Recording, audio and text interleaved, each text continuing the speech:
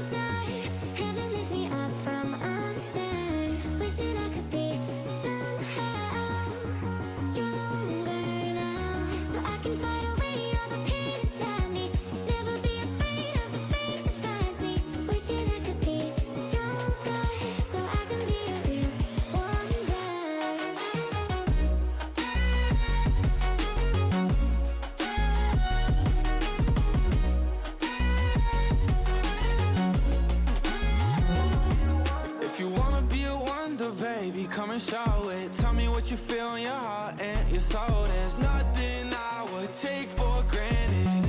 With me, we'll make it through. Takes two hearts to fix heartbreak. We grew apart, I made a mistake, but I'll try to make it up to you, my darling.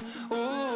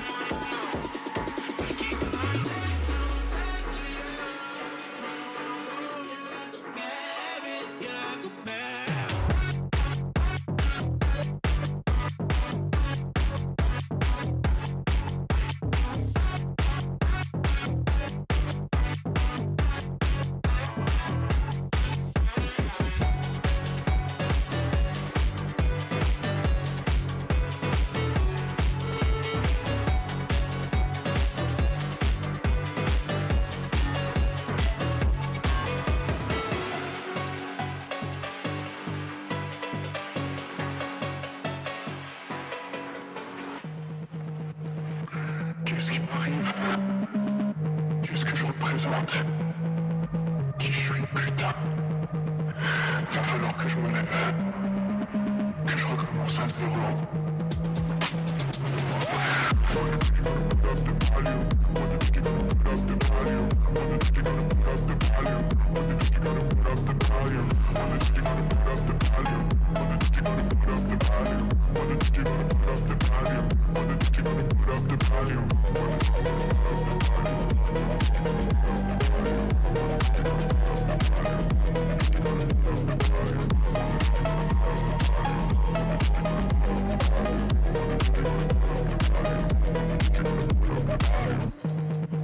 C'est comme ça que ça se termine. Une balle dans la tête, deux balles dans le ventre. Mais putain, faut que je me relève, que je me casse. Comment je vais pouvoir me sortir de là?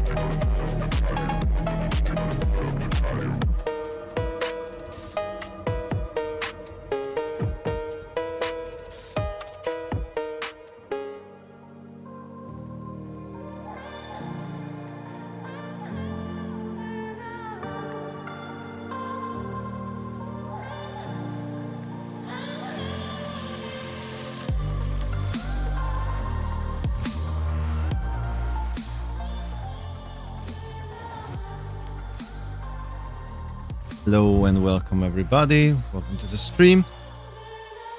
Good to be back. Also weird that my PNG is not working. Let me quickly refresh it. There we go.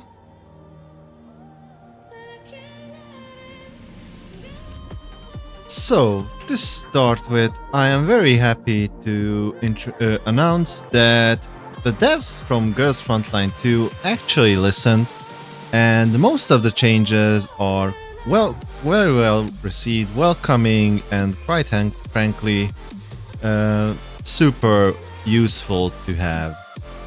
Not just for us players, but for them as well as the company. So this is one of the rare occasions where I think it's a win-win kind of situation. But let's dive deeper and see it in detail. What exactly are these changes? So,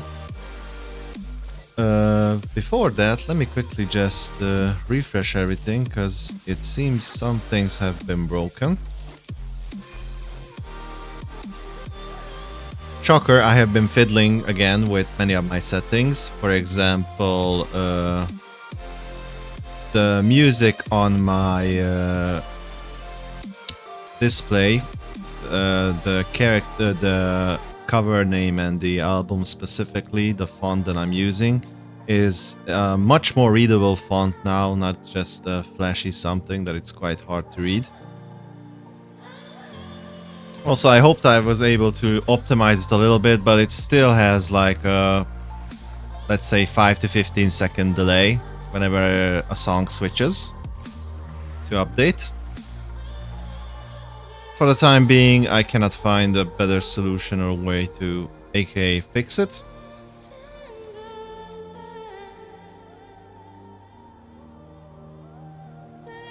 With that, let's jump right back to the main menu screen. So right off the back, you guys may have noticed that our energy cap is no longer 180, but it's 240. That's right. The maximum capacity of the sugar cubes, aka the intelligence puzzle, is increased from 180 to 240 right now. To be honest with you guys, I never really thought that they would increase it, especially not this soon into the game. I didn't really ask for it, but I'm glad they did it, because to be honest, at 180, you had to like regularly within 24 hours, way before 24 hours, like maybe even 16 or exactly 18 hours, you had to log in each time or it's capped out. Now it's a little bit more forgiving, and hopefully we won't be entering in the reservoir area, because its conversion rate is 3 to 1, I believe. No, it's 2 for 1. Was it always 50%? Maybe it was always 50%, but whatever the case, yeah, this most often than not was filling up every other day I was logging in, or I had the chance to, you know, play the game. So this is a very nice change. Next on the chopping block was they optimized the red dot notification display for packages in the shop, meaning I've been mostly pointing this out to the devs. Nice skin, by the way, for Sabrina and Cheeta, but that's another thing we can discuss later. That during the daily packages, the daily free packages was not displayed. Also the limited one-time packages as well, which we received like, I don't know, every 10 or 5 levels. It's a one-time package. But now, as you can see, it's showing, and it warns the player if they received it or not. It's not much, but, you know, it's free, and it could add up slowly over time if a player takes it every day for like a year, let's say, or another player doesn't.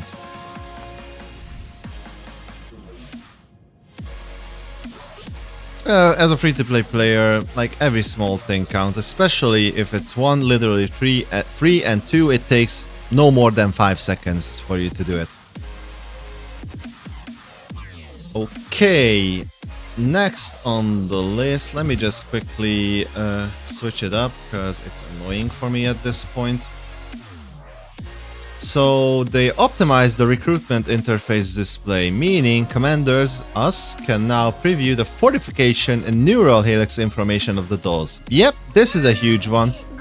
On the official Discord server where players joined for this game, I was kinda chatting with other people and went on for them to showcase, like, even those who are more, I wouldn't say professional, but more hardcore players in this game than me, who like played the previous game, know more of about the lore, and most likely than not are better in the game than me.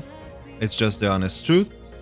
They were kind of surprised and shocked when I pointed it out that, what the fuck, guys, it's a gacha game. The main source of income, and you cannot see what the ceiling of the fucking characters are.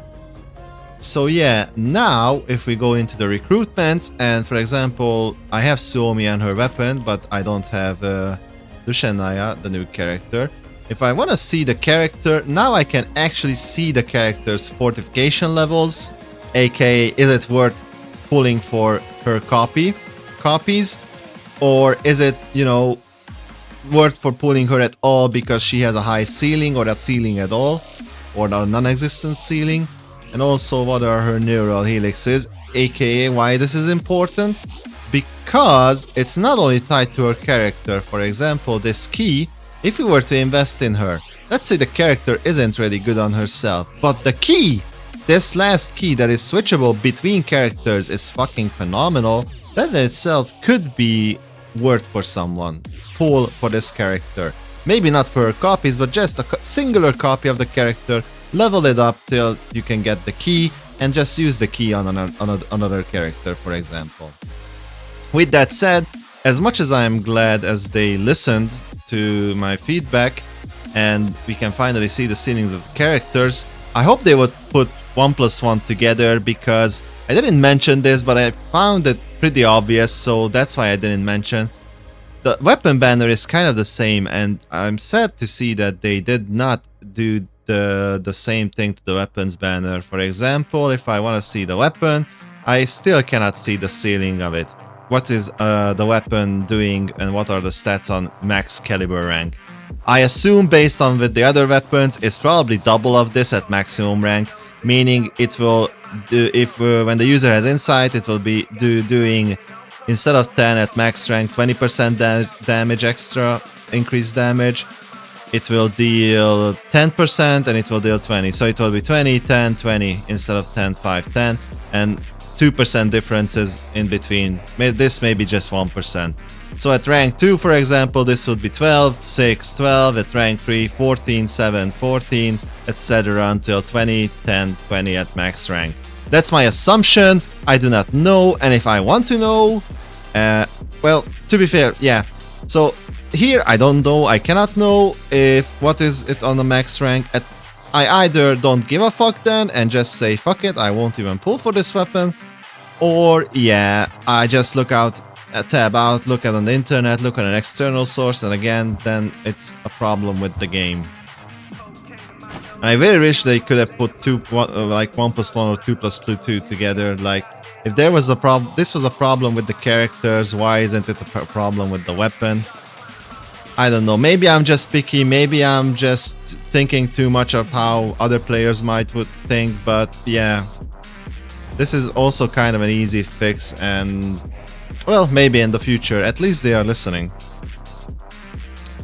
Up next, they optimize the text display in mails. I haven't seen this or noticed any difference, to be honest. I had no issues with the text in mail. But let's check some of the mails, and yeah, I really don't see any difference. Maybe there is, but honestly, I had no issues with it so far, and I still don't have any issues with it. If there was an issue, or if it was given a feedback by it, I'm happy they made this change. I don't know what they changed. Next up, the item box UX has been improved. A mass opening function has been added for certain item boxes. Now this for me is very huge, because I know what these fucking certain item boxes are, and I know how much of a fucking pain in the ass it was. So, if we go into the public area, dispatch room, dispatch shop, this shop refreshes weekly, we can purchase these item boxes, which is basically affinity boxes, and it's a present. It contains presents, and you can give those presents literally as gifts to your T-dolls or characters. Now, after you purchase these boxes, you go into your robot, your storage, your item boxes, and here you have your item boxes. Before this update, what you could do is click on the box, click on open, wait for 5 seconds until the animation goes, click on again, click on the box, open another one, etc. Finally, now we can actually just bulk open these fuckers. It literally cuts the time cuts the time to 1/5. Or in other cases where I actually just hoarded these stuffs. For example, at one time I had like 100 boxes, like 20 of each, or 120 boxes, whatever, you know what I mean. 20 or 25 of each, 100 boxes or 125 boxes. It was a fucking pain in the ass to open them one by one. So yeah, I'm very glad for this change. Next up, update the voyage logs rewards, added affinity items. Oh, that's new. So currently we do not have the voyage, but I assume next time... I love you, Sabrina, but please be quiet. So next time when the voyage will be displayed or coming back, that means they're gonna contain affinity items as well, which is basically the same as if I were to open these boxes and get some gift items for our T-dolls. What I mean by that is these specific, like, I don't know, these items. These specific items, affinity items, gift items, whatever you want to call it. They optimized the background music selection feature in the Scenic Tour. I've never seen a problem with it. To be fair, I rarely ever fiddled with that option, but it's a good that we are here, because that means if I were to go into a Scenic Tour, I don't even know if it's even here or not, because there is a Scenic Tour somewhere. Whatever the case, they optimized it apparently. specifically the background music.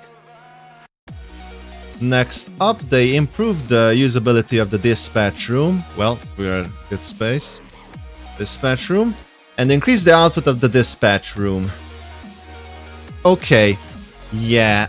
So, I don't know what they mean by improving the usability of the dispatch room. But let's see what is the output. Because this is the same. This was 60. This is still 60, the limit. It probably is the intelligence puzzle overflow conversion rate, because somehow in my mind I remember it to be like 1 to 3 ratio, but maybe I'm wrong on that, because usually the materials are doing the 1 to 3 ratio. Maybe this was always 1 to 2 from the beginning. By the way, you see I'm already at 180 energy, and I dumped everything out like very late yesterday evening or very early in the like midnight hours. So yeah, the 180 was kind of rough.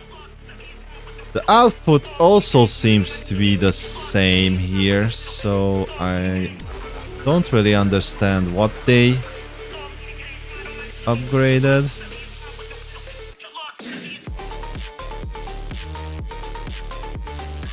I mean, if they say so, they say so. I believe. I just don't know and don't see the difference. Okay, next up. They optimized the event Elmo Religion, improved the interface display and added new features, rejoint record and reignition gift pack. Now, on this point, I don't even know what they updated or optimized, but it's here. Yay. Next point, optimize UI and UX in expansion drills and added new notices. Okay, let's check the expansion drills. Yes, so one thing I have noticed, I don't think it was updated, because to be fair, I happened to be reaching level 60 exactly the time this update came, because I reached level 60 just yesterday and today, depending on which account we are looking at. And yeah, I quickly cleared these two yesterday, and I believe I'm gonna clear... Oh yeah! I don't know if this is because of the update or because I hit level 60, but from now on, instead of the daily usual 2, I can actually use the 4 times on this Sarek Gold like supply map thingy, which is nice.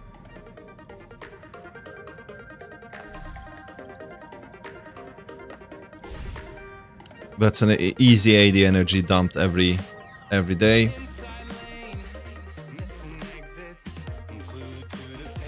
Next up, they optimize the display of the countdown timer for limited time discounts in the shop, which means, at least it should mean, if I go into here, if I go, like this is a limited time event, if I go into the shop, which should be the material booth. Yeah, there should be a countdown, I guess. Let me read that read that one again quickly. They optimized the display of the countdown timer for the limited time discounts in the shop. Ah, okay, so it's not for the limited time events, it's for limit. Okay, I see. So if we were to go into the shop, and if we were to see some limited time stuffs. Oh, I guess the skins are limited time stuffs. Yep. Here we go, discount 19 days. So you see the skin for Suomi and Sabrina also in for 19 days, but now for the skin at Cheeta, it shows discount 19 days, and it also has a different kind of color for the pricing. Since we are here, I wanna be honest with you guys, I really much like Sabrina's skin. Shockers, I know. Wonder why. Wonder why I like this skin. Also wonder why I like Sabrina in the first place. Why is she in my background eating pizza, cheesy pizza, etc. Cheetah skin is also nice, but for me, $20 currently is kind of too much.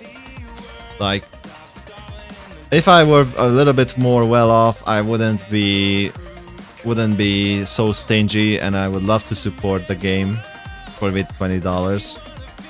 But yeah, currently I'm in a different region. I'm not living in America. I'm not getting America paychecks, so this is all we can go with, sadly. Maybe the skin will rerun sometime when we are better off, and we can, you know, contribute to the game while also having our beloved character skin. Because to be fair, it's not showcased or not advertised or anything, but it's not only a skin with this one, it's also new effects, etc. For example... Oof, okay. Let me quickly adjust that, because this is horrid. I upped the settings, but I didn't check the animations if it were gonna be like that, so...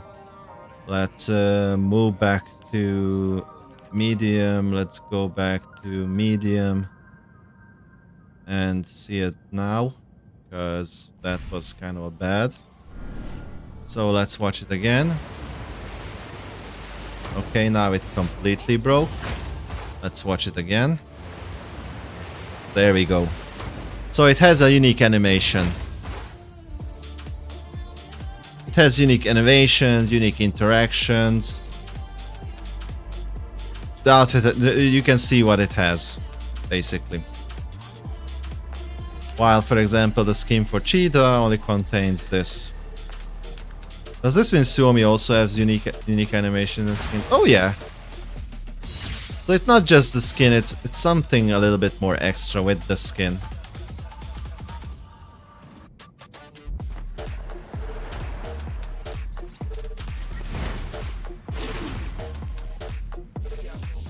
Yeah, they look nice. And last but not least, there's two more actually. They optimized the battles for Chapter 7 and Chapter 8 specifically. I guess these were the ones where the AI and the 3x battle... Sorry, I'm gonna sneeze.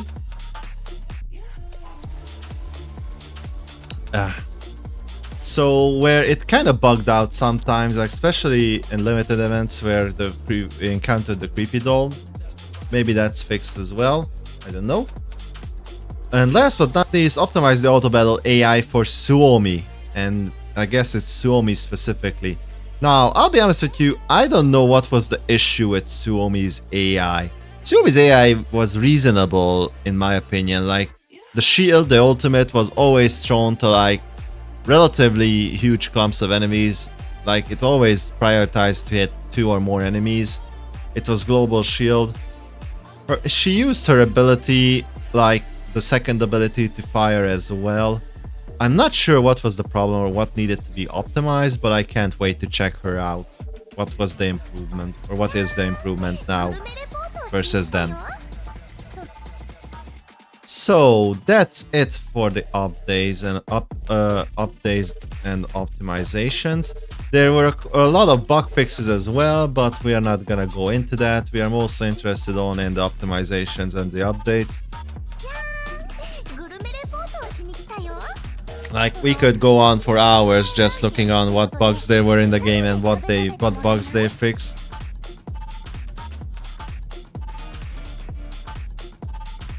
Like, we will only go into bugs and bug fixes if we encounter the problem ourselves, and B, if the problem was fixed. Because other than that, that's the only reason I read all of this stuff out to you guys, because most of these problems I personally encountered, I personally analyzed, I personally mentioned, and now I'm happy to see that it's got addressed, the devs listened, and it got well, resolved, basically.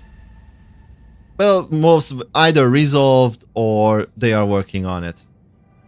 because the UI is still something that needs a lot of improvement. And yeah, like I said before, and I'm gonna say it again, like seeing the character helixes and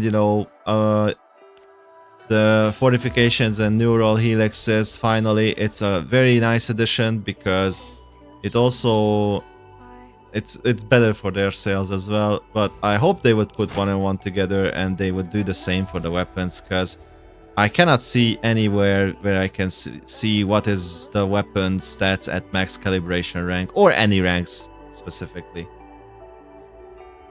It would be enough to see like if it's 2% increase, or is it 5% increase for each rank, or is it doubling on each rank? Like on rank 2, is it 20%, 10%, 20%, or is it 12, 6, 12? Like it makes a difference. It's a huge difference if we would know or not.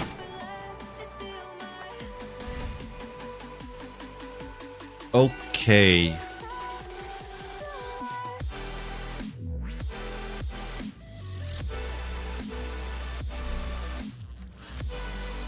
And honestly, while I was yapping, I could have done my dailies as well, but I think it was better for us to actually see the changes in person. So now that we hit level 60, I double check if I upgraded everyone who I could to level 60 or not. Could use some more weapon experience.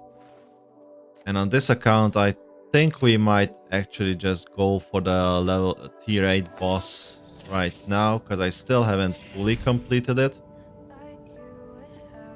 I was a little bit too lazy as well, to be honest, to care for that small amount of extra tickets that I wasted.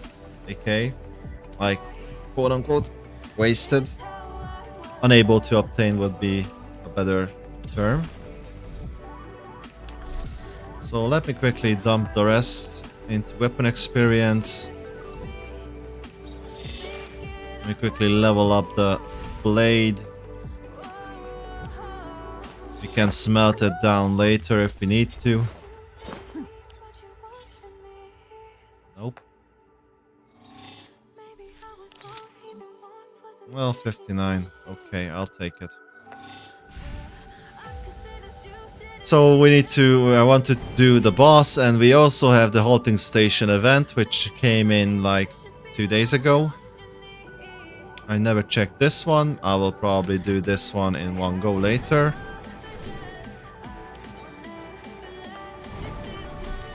Oh yeah, and another change I may have forgot to mention, but it's also a quite positive change, that from now on you can actually do the supply missions with the whatever tickets that we are receiving in the events, and it has a daily refresh count, and usually the best of the rewards are tied to these tickets. You can do these without actually doing the story missions first, because previously you had to complete the story missions for this to be unlocked. And yeah, some players might have trouble with these, and if they were to have troubles, then they couldn't collect these tickets.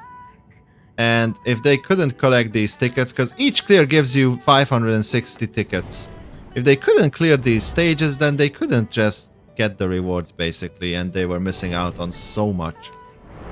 So for beginners, it's absolutely a huge deal. So for us, let's finish off all of these maps and let's farm them. Let's take CB for a spin. I mean, I can check Dushan from his roster. I haven't even tried the trials yet. So this will be the first time I will see Dushan in action. Oh, the effect seems nice. Like it's almost like being Zeus, like call of thunder and lightning.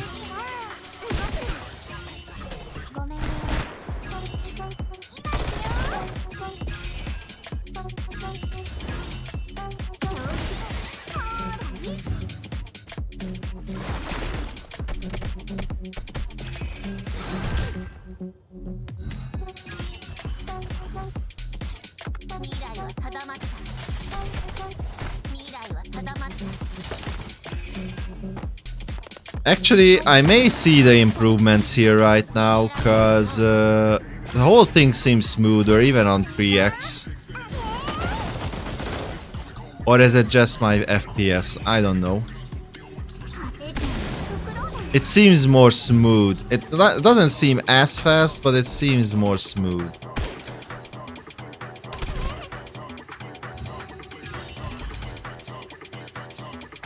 Oh, never mind. It was probably my FPS only. It's as fast.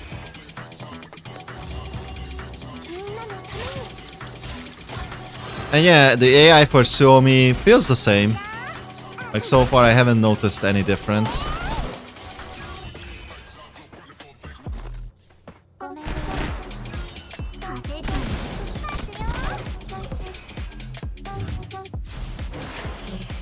To be fair, the AI used to be wonky, but that was in general, in my opinion. It wasn't just tied to Suomi or any one character.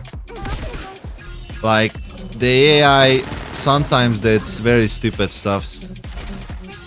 So if they were to improve the AI, I would assume it would be something in general and not just tied to one specific character. In this case, specifically to Suomi. But I guess Suomi just has something that needed to be improved or optimized.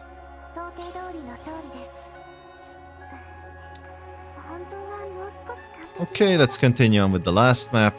I wonder what boss they set up here. It's level 30 or something. Oh yeah, I haven't seen this since the very early stages.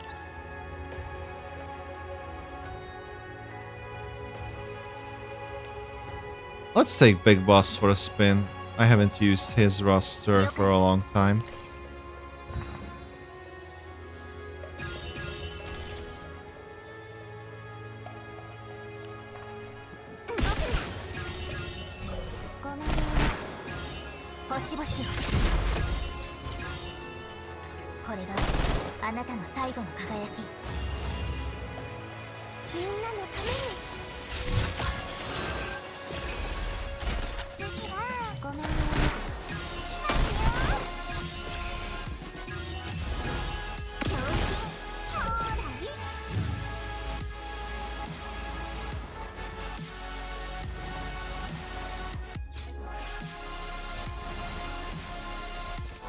Wait, have I seen this boss at all? Because I swear to God I may have seen this boss, but I do not recall seeing this.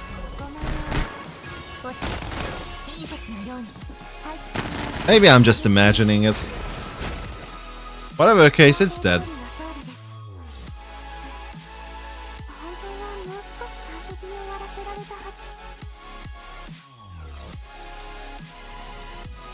Okay, last ticket of the day.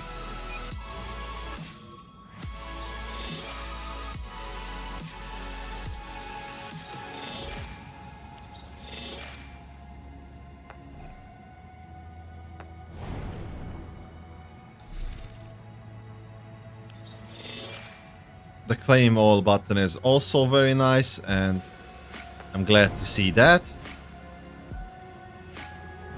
Math boot. Let's see, what materials do we want? We definitely want the key. Definitely want the ticket.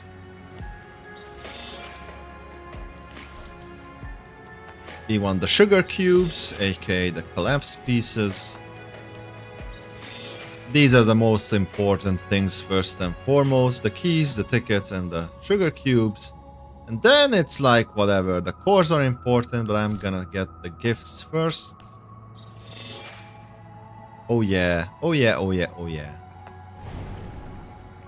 And that's that. This will open in 6 days. Cool, cool, cool. What else is there? Yeah, the usual 5 gifts.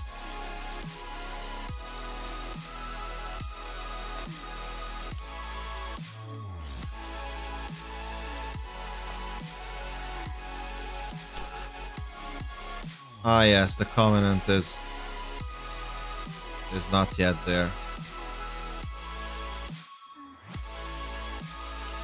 believe the Covenant is not here as well. So it's either gonna be Kashena or Cheeta. Oh yeah, I forgot to mention, Cheeta is not only a great free-to-play unit in my opinion, like, for those who don't have Suomi, or didn't get Suomi so far, Cheeta was kind of one of the best healing options as a free-to-play player. But even with Suomi, Cheeta is really nice as a secondary healer for the Team 2, for example. And now, basically with the event that's dropped right now, namely the Harmonic Synchronization, you can get a max fortification Cheeta with a max caliber weapon for free, basically. So yeah, now that this dropped, I actually leveled up my Cheeta from level 40 capped all the way up to level 60. I believe, yeah, she has her weapon max calibered and max fortification as well. I don't know what happened to the copies.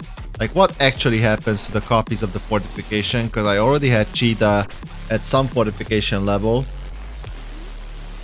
Like, it is what it is, I guess. I shouldn't have pulled early on. It's just another lesson to save up your pulls, because, you know, every fortification that I got on Cheeta so far was kind of wasted now.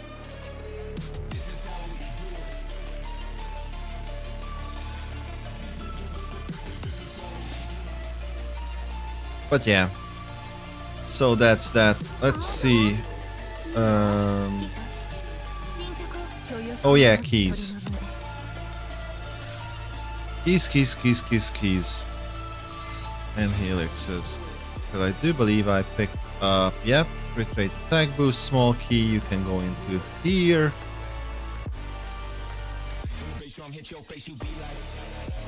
And actually, let me upgrade Nemesis just a little bit more.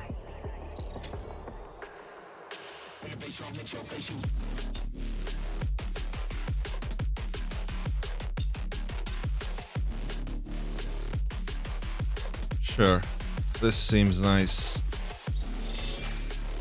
Just to get a third key. Something a little bit more extra. I'm stingy on the cores. I could upgrade her more, but I'm stingy. I'm only upgrading the characters fully if I'm fully committed to them and know that I will A, use them, and 2, they are kind of key, crucial, meta, whatever you want to call it. But for me, I would like to say that on the long term I will use them. And so far, these five characters seems to be the case. The rest so far, I'm kind of losing hope for them.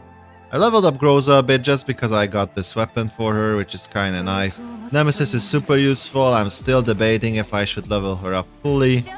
Krolik, it's kind of good with Sharkry and the fire team until I get an alternative. Oh yeah, another update I forgot to mention. It's a huge one actually. In the recruitments, in the standard banner, you can actually now pick your character who you want to opt pulling, who you want to get. And I believe the changes were made so that even if you lose your 50-50 chance on your opted character, the second time you will guarantee to get your opted character. So now we actually have a fucking chance to get QJ and later on get the cat girl as well. And before we go to the boss, we're already at the limit. Let's just pool.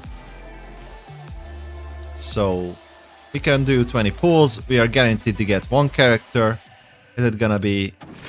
Who is it gonna be? It's gonna be Golden. Yep.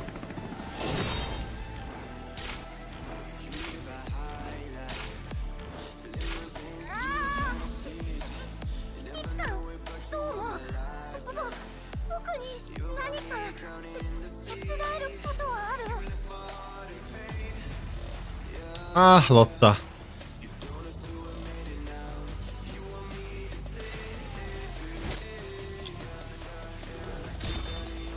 Oh, sorry, not Lotta, Litara.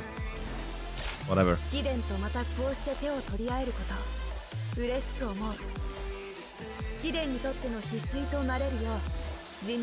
It's someone new. Is it QJ? Yep, it's QJ. Welcome home. Welcome home, QJ.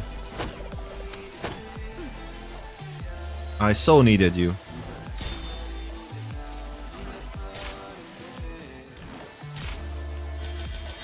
GG's, boys and girls. We got QJ finally.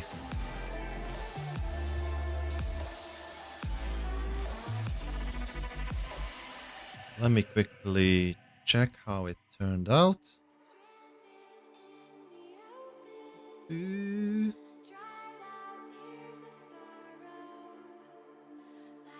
do, do, do, do, do.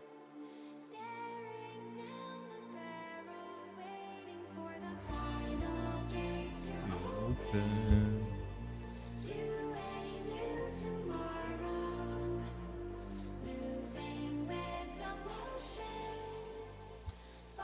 Ah yes, it's in the way, so let me quickly remove my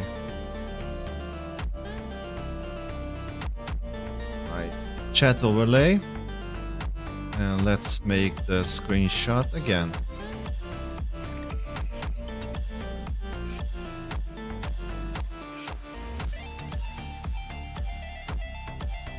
There we go.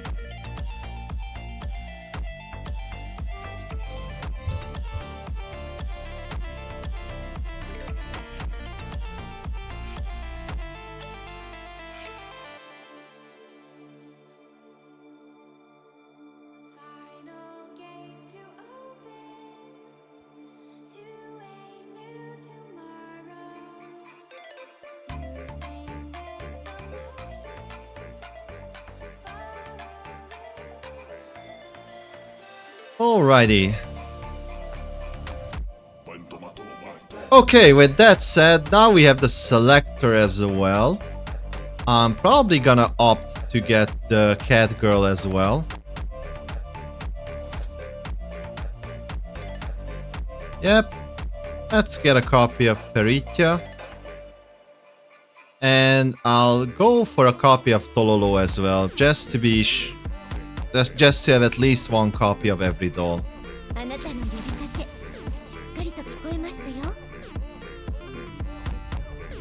After I have at least one copy of each doll, I'm gonna go... Oh my god, she looks adorable. Oh my god, this fucking camera angle, man. Holy, that was a fucking camera angle. Oh, alright. That was a camera angle.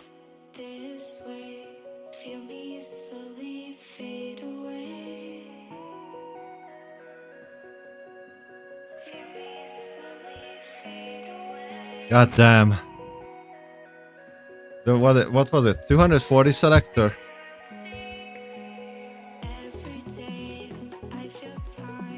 Alrighty, so let's switch QJ to Tololo, get one copy of each, so we can play around. Actually, do we have enough experience to level them up? I want to level them up at least to level 40.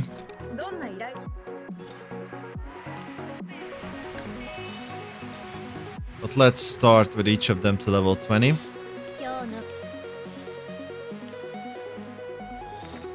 So cute. I mean, holy, that pose is kinda sus. So QJ, what are you using? Groza has your weapon. Well, Groza, you kinda getting demoted, I guess. So Groza is not gonna be leveled up to 60, I think. Yeah, I think Groza lost her status for the time being. Unless, you know, we get some more AoE specific maps where I actually need some more AoE. But I do believe Peritia is an AoE character, so that issue is also fixed. Oh, these are different guns, I see. Well, let's calibrate you.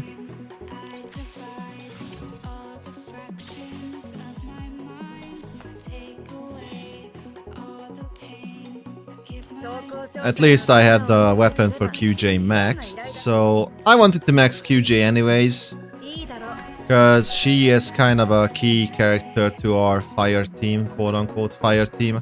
I don't know if there's a different official name or like community nickname for that team, but I just call it the fire team because that's what it is. Level 40. Can we go to 50? Yes, we can. Can we upgrade to 50? Not quite there yet.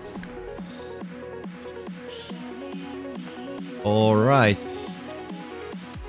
Let's check her fortifications real quick. Damage bro super. Yep.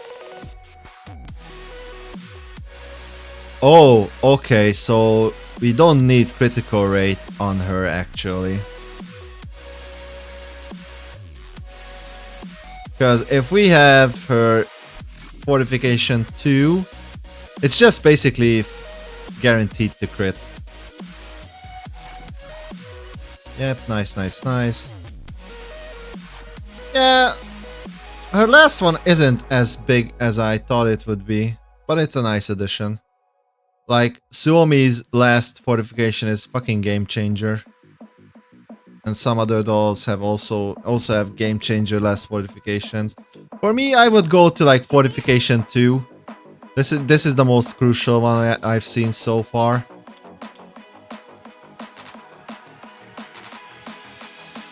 Fortification 3 isn't bad as well. Doo-doo-doo. Yeah, fortification 4 and 6 are more for like if they are not covered. This is a banger song. Wow, what is this? You get me high. Doo-doo-doo. Oh, this is a banger. Puts a smile on my face. Literally. Doo-doo-doo. Doo-doo-doo. So yeah, I'll be aiming for fortification level 2 for QJ. And what about Peritia?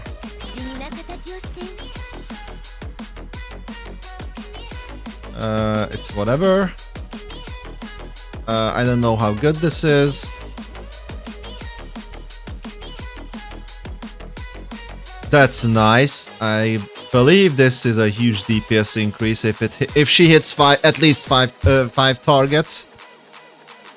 Then it's a 25% damage on each extra damage on each target, and that adds up quite fast.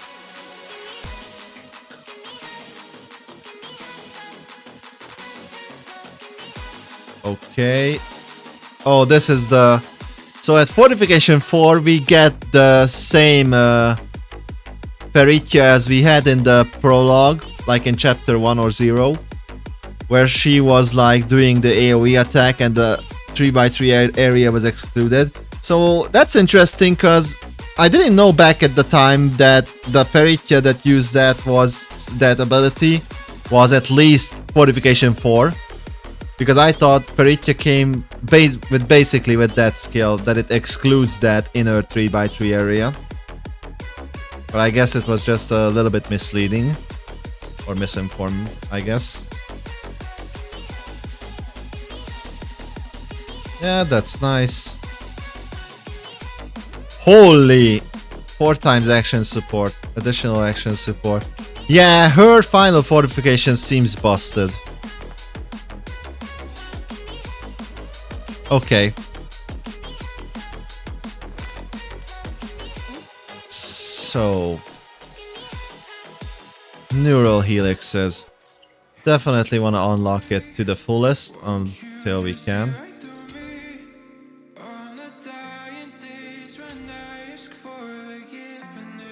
Yep, we are locked there for a bit.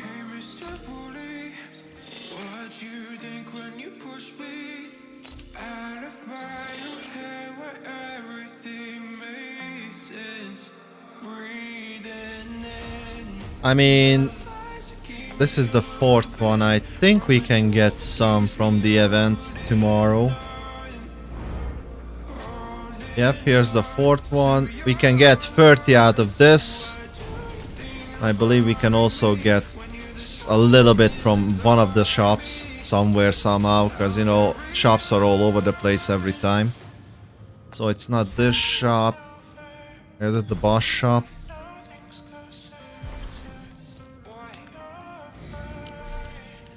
Nope, it's not the boss shop. Is it the dispatch shop?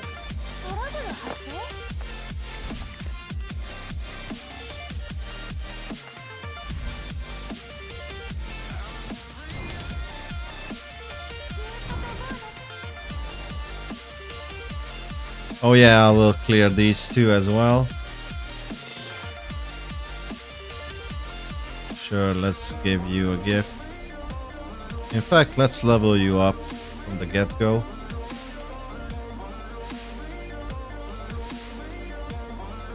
Okay, we need to find more combat reports, that's okay.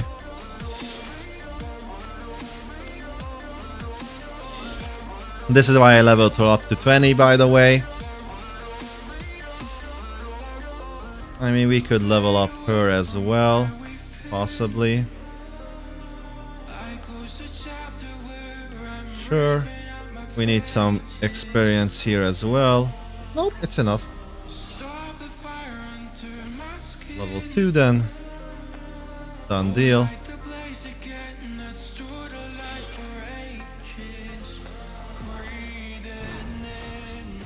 Oh yeah, and was it in this shop? Nope, it's not this shop. Where the hell was it? There was another shop where you could definitely get these mats.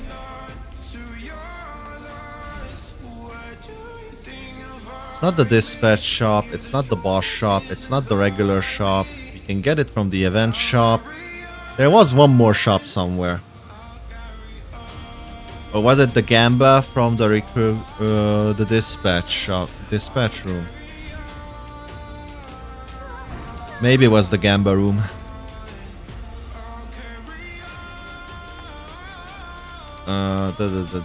Where was the Gamba? Here was the Gamba. You can probably just... Let's convert 10 of these. Nah. It's too much. It's too fucking much. Not worth it. Also, yeah, we have QJ. And where's Peritia? Here are you, time to chill.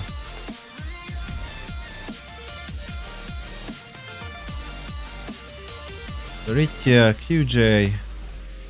Actually, now it's a good time to fucking replace the annoying midget and the useless midget with someone better, quite frankly. It's gonna be a Peritia, a QJ, and we can leave Mosen in the end. Finally, we are making some progress. With that said, let's dump some of our keys.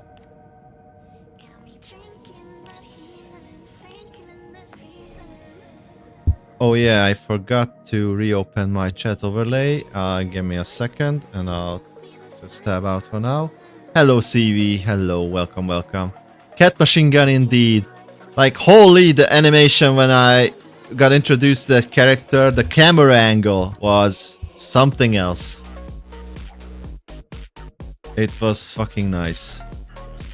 Also, I see you guys were active in Discord. I'll reply to those later. I'm just, you know, midstream, so I wasn't reading those for now. I was just posting my happy little... I know, it's very calculated and it's a very nice job. That's all I can say. It's very well done. Like, a good little touch to the fan service. To be fair, it's quite something to show off, so yeah. Now I'm aiming to just level the heck out of QJ first and foremost. I've also... So yeah, the story was I was at 220 pulls out of 240 because the selector was at 240 I think. So I needed 10 more pulls. I aimed for QJ, I got QJ, and I selected the Peritia.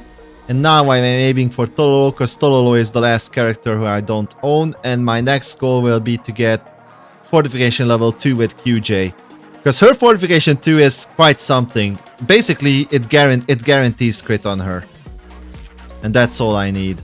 Also, I needed these two characters desperately, because this account, Sunborn account, I'm gonna go for the tier 8 boss finally.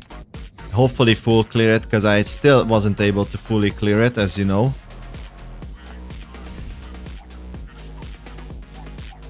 What? Isn't it the support ability? I think it's the support ability. Also, I'm starting to lag for some reason quite heavily. But holy, what the fuck is this lag? Let me quickly check what's happening. There's maybe something happening in the background. Oh, it's just OBS doing OBS stuff. I guess I need to tone it down even more. I mean, I don't really want to ruin the quality anymore, but smoothness and FPS over some minor graphical improvements, I guess. I mean, let's disable post-processing and see if that helps. Nope, it didn't help almost at all. So post-processing is probably CPU heavy and CPU bound. It doesn't seem to... I need something that is GPU bound more than anything. What happens if I go back to low and set like anti-aliasing medium? Is to low. Oh yeah, much better. And now let's see what will happen if we set the freaking cross processing to all the way up to high. Yeah, okay, seems good. You're saying V3 is crazy with the burn team. Turn Sharky into a QJ. Oh, maybe it's V3 then that I'm mixing it. I know it was V2 or V3. Let me check again. Also, before I forget, let me just fucking make a screenshot on these settings, because my other main problem is that I'm not consistent with the two games. Because yeah, I have to play it on two different games. This contains most of my settings. Off and full screen is whatever. So, let me check you again. And you also missed my introduction yapping. I was yapping for like a good 10, 20, 30 minutes, something along those lines. About the changes they made, how happy I am. But at the same time, I was so confused on one change that why they made one change but then didn't add 1+1 together and forgot to do the other change. Because it wasn't mentioned on my part. I only mentioned the fortification and the neural helix in the community chat, the Girls Frontline 2 community official chat. So I thought I didn't need to mention, but they didn't do the same with the weapons, so it is what it is. Oh yeah, okay. I thought this was the support attack. Never mind, you're right. The fortification 2 is not good then. Yeah, this was what I was meaning. Yeah. So this actually is gives it a 100% to trigger the Sharky, because it's gonna be overburn. Yep. So V3. It's not V3. It's V3. So yeah, the next goal after I get Tololo, if I get Tololo, whenever I get her, is to rank up QJ. To be honest with you, it may have been a better option for me to just not get Perikia and not get Tololo and just instead focus on QJ V3 first. But at this point, I'm just happy to have characters on this goddamn account, because this account was deprived of any useful characters and free-to-play friendly characters. But it's not that we couldn't get any characters. We have the sugar cubes or the collapse pieces. It's just that, you know, I'm stingy and I'm always like going for long term. And for long term, these characters on the standard banner or whatever, it's good to have them earlier than later, basically.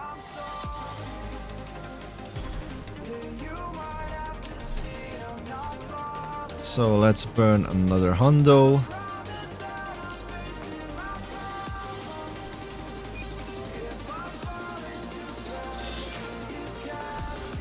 We also need to burn a little bit on here. Hopefully we get the purples, the tier 4 ones. We got a few. Don't really want to convert, but I might have to because I don't want to farm for these anymore. Because these materials will add up slowly over time without me need to farm them. And that's why I don't really want to hastily like get them. Also, I know we will get more from the event as well, so I might wait for tomorrow to actually level it up. Because if I've seen correctly, I will get 30 out of the event, so I might need to just convert 8, I think.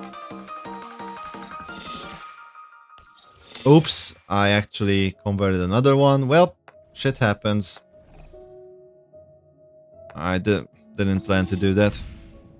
Also, you're saying it might fill out your $5 deploys, but Pelitia probably wasn't worth until Krukle, which is soon.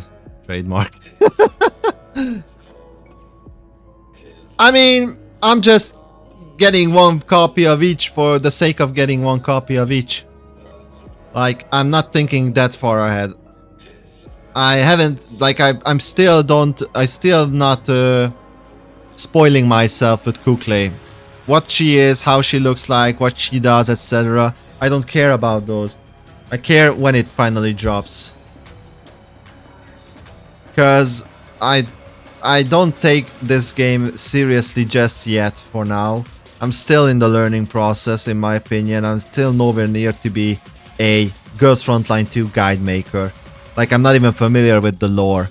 Until I, you know, put some fucking things on the table myself, get familiar with the lore from the base game and this game, know the characters almost as well as I do with Honkai Star Rail. Until then, I consider to be a very casual player. I myself consider myself to be very casual playing this game. I want QJ's middle key, the one that purges one support for Gunsmoke. Maybe, yeah. I mean, I'm on the way, but like I said, I need 30 more of the purples, and I know that I can get 30 purples from here. So that's why I'm not farming it today. And also, over time, if I'm just collecting, like, yeah, you will get them anyways. So that's why I double the reason why I'm not farming it. I will get the purple ones tomorrow and I'll upgrade QJ tomorrow. But I think even without the fortification or the neural helix upgrades, I think we are able to fully clear the tier 8 boss now, because we were only 2000 points off with a level 50 Groza and, you know, a very suboptimal team. Like, we almost fully cleared it with like very subpar teams. So with a fully leveled up QJ, I think it's more than possible to just clear it. Or even if not fully upgraded, but still, I think this should be enough. Especially since the attachments are kinda good. Except it was on Groza, so I might need to change them a little bit. Let me move the chat overlay again. Maybe here? Where should I move it? I'll move it here. This looks fine. So, what do we have here? Oh yeah, look at this. A double attack with crit rate. That seems much better. Let's quickly switch it. Yeah, Sharkry is still our main DPS, I guess. Over here, what do we have? I mean, double attack isn't bad. Crit rate, attack, health.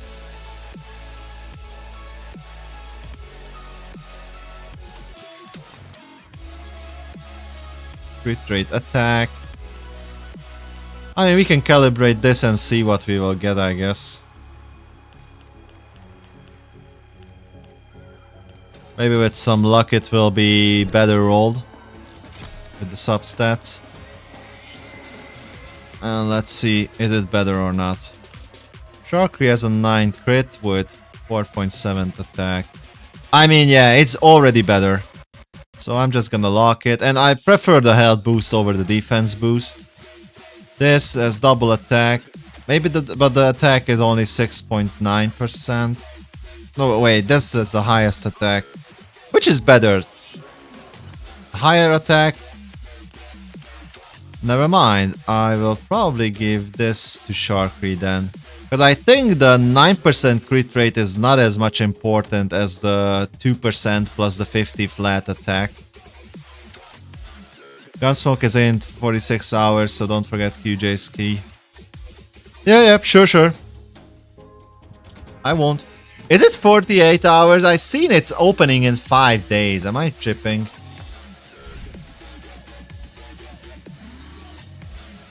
Oh no. What was the 5-day then?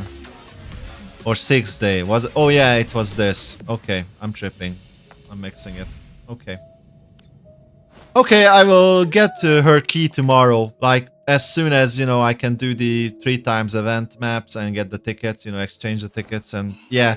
By tomorrow I will have fully level her up as well to level 60. In fact, I think we can get her some keys at least for now. Yeah, I almost forgot. We can at least put these 2 keys in. So, 1 key. 2 key. And where's Groza or someone? Nemesis, I think you are... Oh, Groza. Attack, defense, what is this? Attack, health. I mean, sure, I'll take the attack health, I'll take the crit rate attack, Nemesis, I'll take the attack health, and I'll probably give the Nemesis the attack defense or whatever was left from Groza. I mean, it's good on Groza, never mind. It's actually good on Groza, it can stay on Groza for now. I am gonna use Groza after all.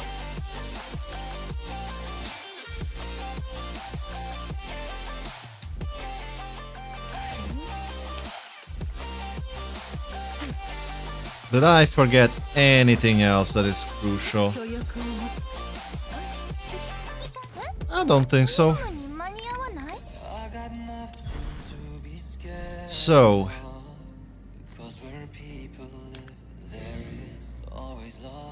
And yeah, I believe it's mixed up.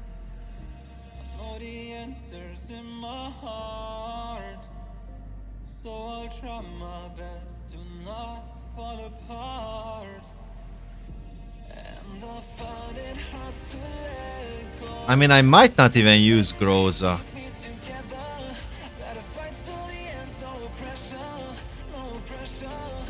I didn't out-2-me, what do you mean? I outed?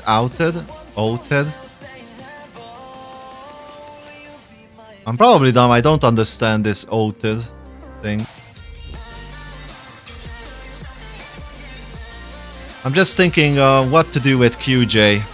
Because QJ seems severely, like, still weak. Maybe I'll wait with the boss and do it offline. Because to be fair, it's nothing very impressive, like I said, we almost hit the cap, hit the maximum limit with these 2 original fucking teams. Oh yeah, the Covenant. Yeah, that's the Covenant profile pic. Yes. Oh yes, I opted Sabrina and Sharky as well, but for some reason it won't let me Covenant them.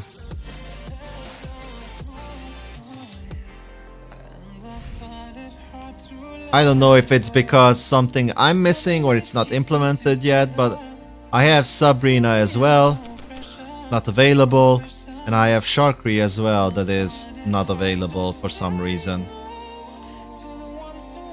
And also, yeah, I forgot to upgrade QJ because I farmed for experience and I'm still lacking again. Ay.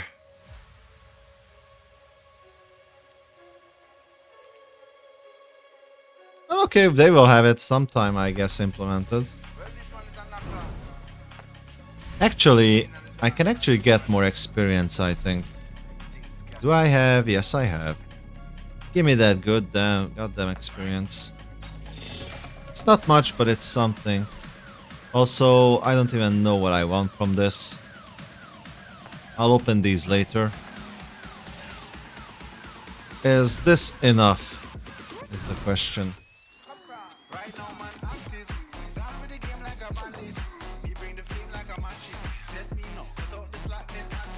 Yep, it's enough. Oh, it's random. Well, I opened these boxes once in my life, I think. And in bulk, so I didn't remember that. Oh yeah, and since we are opening boxes, another thing I also forgot to mention back when I started the stream, another update that they made actually is we can now lock specific like substats and elemental bonuses with the attachments. So if we hit a specific threshold that we set to lock, it will lock it automatically as well. So for example, if I were to choose Phase Strike with whatever the fuck, we have this lock plan now. So if I were to lock in Phase Strike that will have attack and crit, at least 2 of them, it will automatically lock in that attachment if I get that. So that's also a nice addition. I already set my lock plan, so... Ah yes, it's random. Oh my god, it could have been good.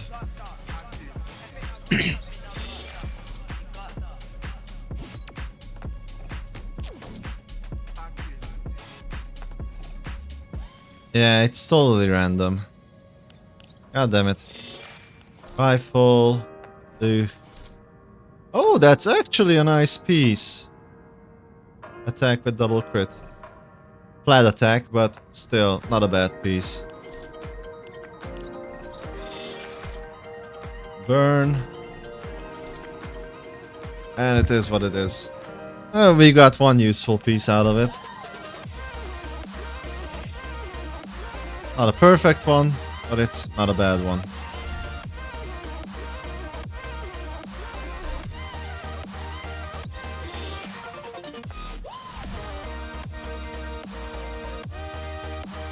Okay. Done with this one as well. I'm gonna be doing this event mode probably later in one go. I haven't even checked it so far. I don't know what it is. I assume it's gonna be in another one of those dice roll games. Maybe I'm wrong, but don't spoil me. I'll know when I'll know. So, how are you feeling about these changes, CV? Are you excited as well? Because I found them to be finally fucking... It's gonna be good. They are showing good signs. Both with the max capacity increase, the, you know, fortification, neural helix preview, UI, AI improvements, like everything. Like most of my complaints that I had with the game is starting to vanish. There's only 2 complaints left from me. One of them is still the UI, and the other one is that they couldn't add 1+1 together. They fixed the characters, but they forgot to fix the weapons. So, you know, it's kind of the same thing. If you had the problems with the characters that you couldn't see what's the ceiling, you couldn't see what the fortification and the neural helix is, then why the fuck couldn't you do the same thing with the weapons to see what the calibration rank is? Because it makes a huge difference if you can see if the next calibration, let's say calibration rank 2, is gonna be like 12-6-12 or 20-10-20. Like, I know it's gonna be like a 2% increase here and here and a 1% increase here. At max rank it's gonna be doubling. But for those who don't know, they might assume that it's gonna be like double on the next rank or something like that. I mean, I'm in the weapon preview.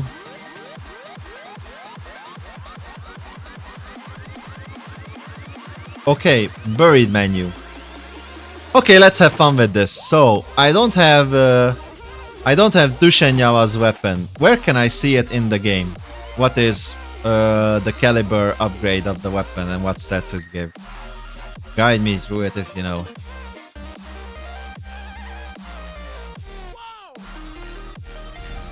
Oops, that's the wrong one. It's buried menu. Weapon index. Where is it buried then? Sure. I mean, it's you don't have to if you don't want to. It's just my curiosity. Because it's for the betterment of the game. In the weapon room. Okay, let's go into the weapon room. I think it was in the public area. Weapon gallery. Yep. Weapon index. Okay. So... okay, so how can I easily find that weapon? You know, like, again, now it's a different kind of question. Even if it's here, I don't know that yet, because I haven't found it yet. Why do I have to make hoops like... Make 3 hoops to get into this menu, and make another hoop to find the weapon, and then make another hoop to, you know, actually see the weapon? Why cannot be at the fucking...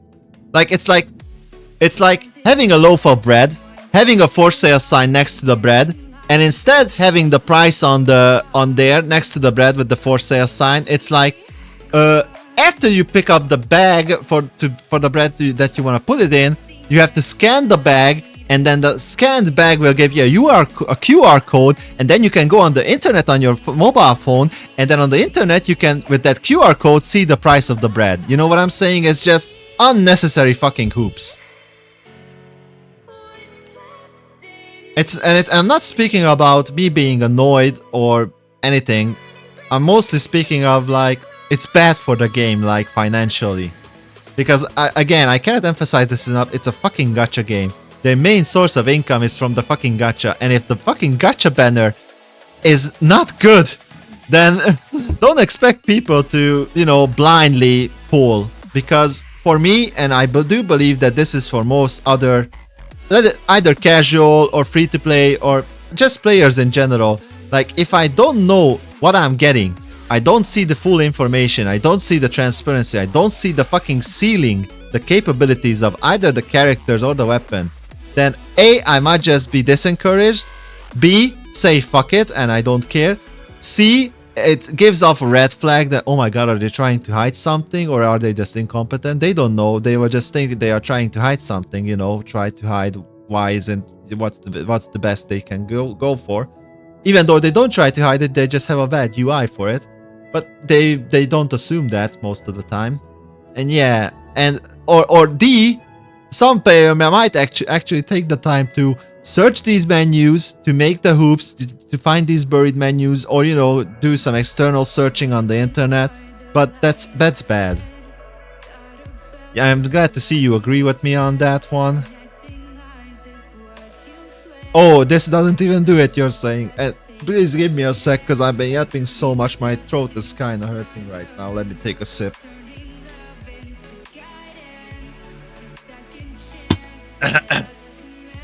Hey, I need some more. I'm totally dried out from all this yapping. I usually don't yap this much, but I'm trying to adapt to the new environment, and many people told me I should yap more often than not.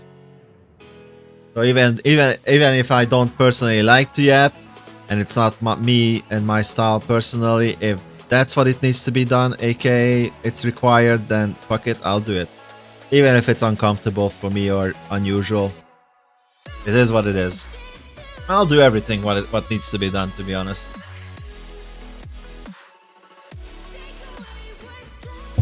You know, having the music, trying to bring up the entertainment level as much as possible, while staying safe and, you know, with no copyrights, etc. The visuals, everything. So even here I am unable to see it. Is that what you're saying? Yes, it seems to be the case. It only shows the same thing.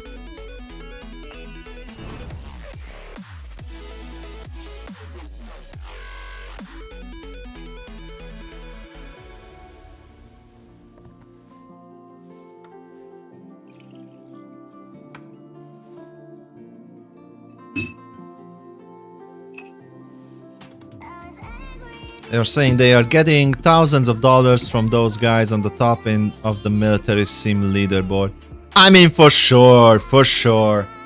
And I don't mind, like, partially because I don't care about the PvP. Let them do their own stuff and let the whales fight other whales.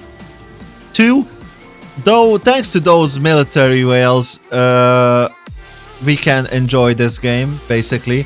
Because if they weren't funding it, then we would suffer as free-to-play players, for the most part. But then again, the whales would suffer as well, because without free-to-play players and a player base, the whale would just starve. I think someone made a very good comparison, like calling the free-to-play players like planktons, I think. And in nature, whales eat a fuck ton of planktons in the ocean. So without planktons, us free-to-play players, the whale would just starve. Or some others compared it to like whales without an ocean or something like that. But you get the gist of it. So there was a yellow text slashed for each calibration. Yeah, when you have the weapon and when you want to calibrate it, that's where. But when you don't have the weapon, you just want to see how it would calibrate, that's a different topic. That's what I'm searching for. So if you have the weapon and you want to calibrate it, it obviously shows here, the yellow text. But there's no such thing without you owning the weapon. So again, if I don't own the weapon or any weapon, and I just want to see what the fuck its next calibration rank is, similarly with the characters before this upgrade, you are just unable to do this in the game.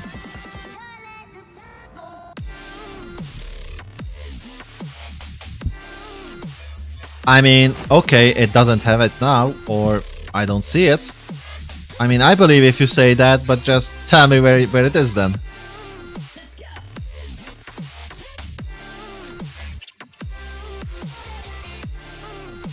You took the PvP seriously in the first season until you realized you can buy extra fighting tickets. Oh my god, really? Okay, so not only the whales were for characters, they buy extra chances or encounter tickets, quote unquote, to earn more points. I see. I mean, what makes them happy, I guess.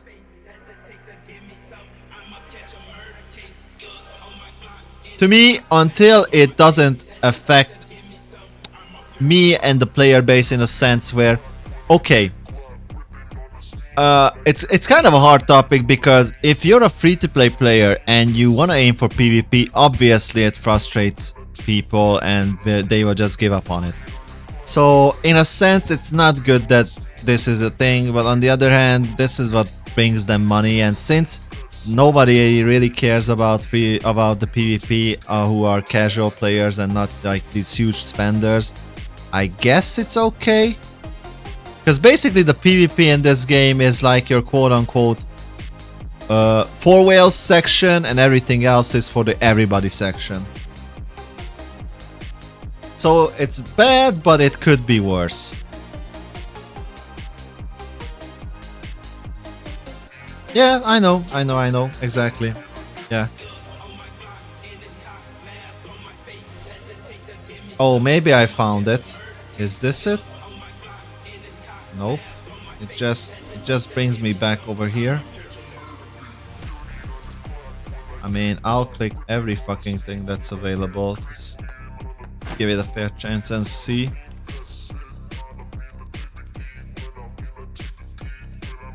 Because we see the standard weapons, and I think in the standard weapons but even here you cannot see it.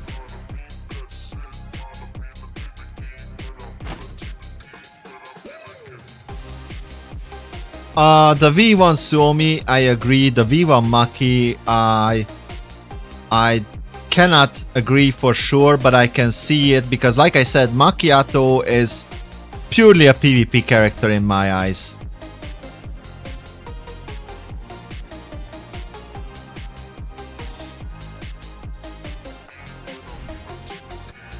By the way, were you able to find it? Because I'm still struggling to find the information we are searching for.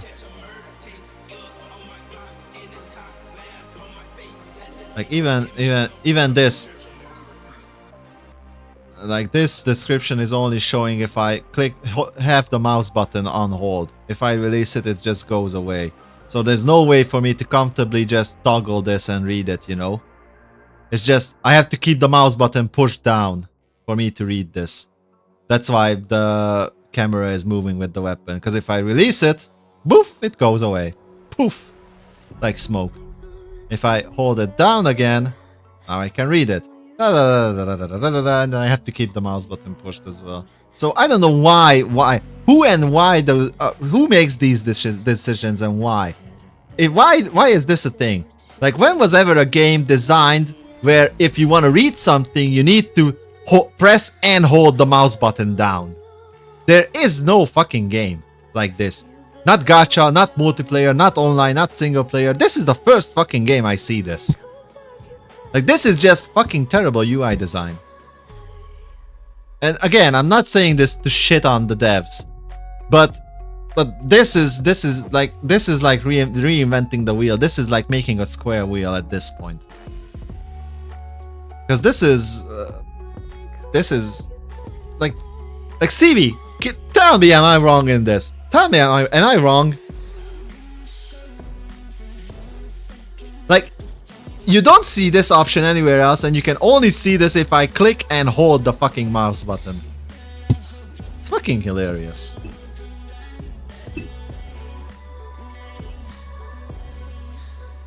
And yes, I'm nitpicking. I'm nitpicking on the small details because these details are, and you know, the details what makes a game fleshed out, and without the game being fleshed out, details, etc., it's just another fucking generic nobody cares game. I want this game to be good. If I'm playing it, obviously. And for it to be better, I need to just, even if it's harsh, the facts are facts. Like, this is dumb. People might like what I say, they might don't like what I say, but it is what it is. It's the fucking truth. Objectively. Like, really, can you even mention me another game that has this kind of design where if you want to read something, you need to push and hold the fucking mouse button? Not just go into a menu or make it toggleable or anything. Push and hold.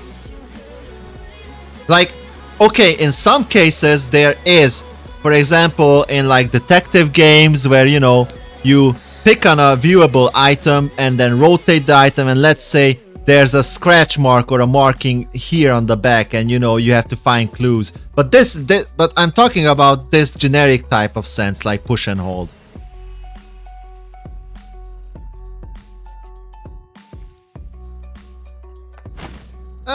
Maybe it's not just specifically meta, but yeah, this is in meta-wise as well, I agree, because not being able to see the fucking ceilings of the weapons and characters. Okay, again, at least they addressed the character issue like I mentioned. Because I brought up the character issue to them. But I will fucking go back and bring up the fucking weapon issue to them as well, because this is just dumb. Like, I was very in detail why this is important, the characters and the ceilings, the fortification and the neural helix, especially in the banners, especially with new characters, and especially in a fucking gacha game where their main source of income is from the character banners and the gacha system. But to be fair, the weapon banners are also important. They are a part of the gacha system, and most often than not, I believe the weapons could be like anywhere between 30 to 50% of the total revenue for them. Because usually the characters and the weapons go almost hand to hand. So if you fix the characters but don't fix the weapons, then it's still a potential loss on income. Oh, it's the same fucking thing. Okay, so it's actually just bad UI design again. Let me go back. Because you're saying if I go back, it's the same thing. No fucking way. So if I hold... No, if I hold, it's the same thing. Wait. The information is listed in the weapon index. Oh, so the weapon gallery room. Give me one sec. Weapon gallery, weapon index. Okay, let's say this is the weapon. I found the weapon and it's locked. So I know this is not the weapon, but let's say this is the weapon because I still need to find it. But you only have to hold on that screen. I'm holding on the screen, so where is it? It's not working for me. Or is it only with an opened weapon? Nope, even with an unlocked weapon it doesn't show me. Nope. Nope. I'm holding on this. Nope. Nope. Also, you should clean up. What I mean by metagame, clear up. What you mean by metagame is the game around the battles. The XCOM metagame is about research and recruitment. Yeah. Okay, I get what you mean now. The text is on the middle left. Okay, so let's go on the weapon. Middle left. What? Okay, middle left.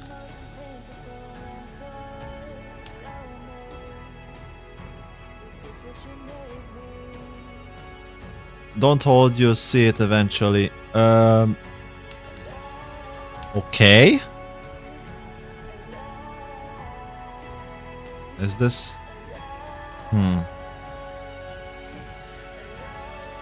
Nope, you looked right at it and looked away. Huh?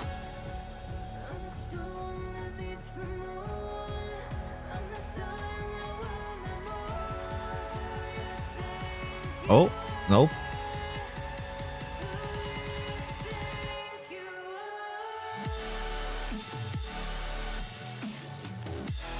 It's not up here, is it? Because this is where you are now in the chat. For me, at least in the overlay. So this section is blocked off. Read the first sentence when you click. Freeze damage. Okay. So I'm in the weapons room. I'm selecting a weapon. Read the first sentence when I click. I prefer... Oh yeah, but you're talking about... Okay. I thought you mean the calibration rank. Okay. Okay, I give you that. The description is actually here. Okay, I'll give you that. I was still searching for the calibration rank, not the text itself. That was the misunderstanding. Okay. You meant for the flavor text. I thought you found the calibration rank. I was looking for the calibration rank still, not the flavor text. But okay, I'll give you that. The flavor text is actually in a normal way as well. And I'm kind of okay with this because, to be fair and honest, I believe that most people who are interested in this are gonna come into the weapons gallery anyways, and those who are not interested in this will probably don't care if they read it or not, like in a fashionable manner outside of the gallery. If they have to hold the button down or not. But still the... not the calibration, sorry, the flavor text. But still the calibration rank is very important. Like, I cannot see that.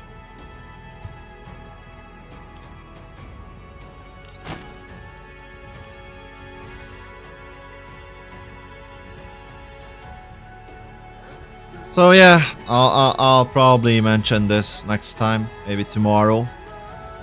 I won't be streaming tomorrow, if I remember correctly. No, I will. Tomorrow will be Arc Nights. Well, I may find the time.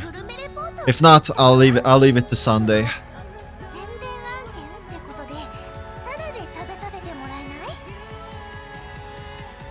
With that said, I think I haven't done the platoon run as well. I just clicked in it and out. So let me just start this real quick. And speaking of which, yeah, I tried your character already. This was the first time I saw the character because I haven't even done the trial to it. I really fucking love the animation. I don't know what skill it is when she is like going all Zeus and up her hand in the air and goes lightning bolt, you know. Whatever it is. I think it was this Book of Prophecy. I don't even know what it does. It's a global thing, but this animation looks fucking nice. I'm gonna actually do it in 1x speed. Hell, in fact, Let me just check real quick if...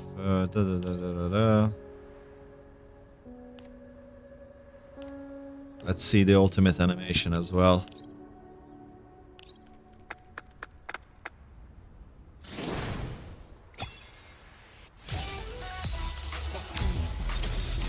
Okay, flashy. Oh, it wasn't a lightning and it wasn't a hand, it was a pistol flare gun. And I mistook the flash for like a lightning strike. Okay. It's definitely good that we slowed it down and seen this.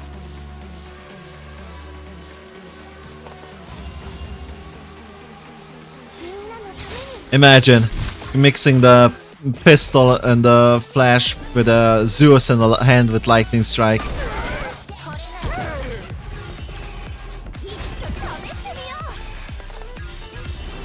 Yeah, I mean, I'm not for the Coomers or whatever else the nicknames I saw. I saw Coomers, I saw many different names given. I'm not for the... while personally I enjoy the fan service, I'm not all in for that fan service. So I'm not focusing on the fan service. I'm trying to focus on the gameplay and staying efficient as well. So like skipping the animations, and I'm not intentionally and unnecessarily stretching the time out, because instead of doing this fight the way I am doing it in like, let's say 1 minute, I could stretch it out to be like 10 minutes, but what's the point? I don't see a point to do it this in 1x speed with all the animations. Some people might enjoy that. I genuinely think that that's not the case for most people. I could be wrong. Like, I admit, I'm not a pro streamer. I'm very green still. I consider myself very green. You also forgot just how much fan service was in Frontline, the original one. I mean, I saw some fan service, especially with the splash art. Like, the game art and the splash art were almost like two separate entities. The game art looked sometimes nothing the same of the splash art. Like, for example, a very heavily fan service, top heavy splash art character was almost shown like a child and a chibi in game. You could barely distinguish or tell anything, any details. At least that's what I saw from our little lore recap videos made by the guy. God forbid, I don't know the name. I forgot from the top of my head.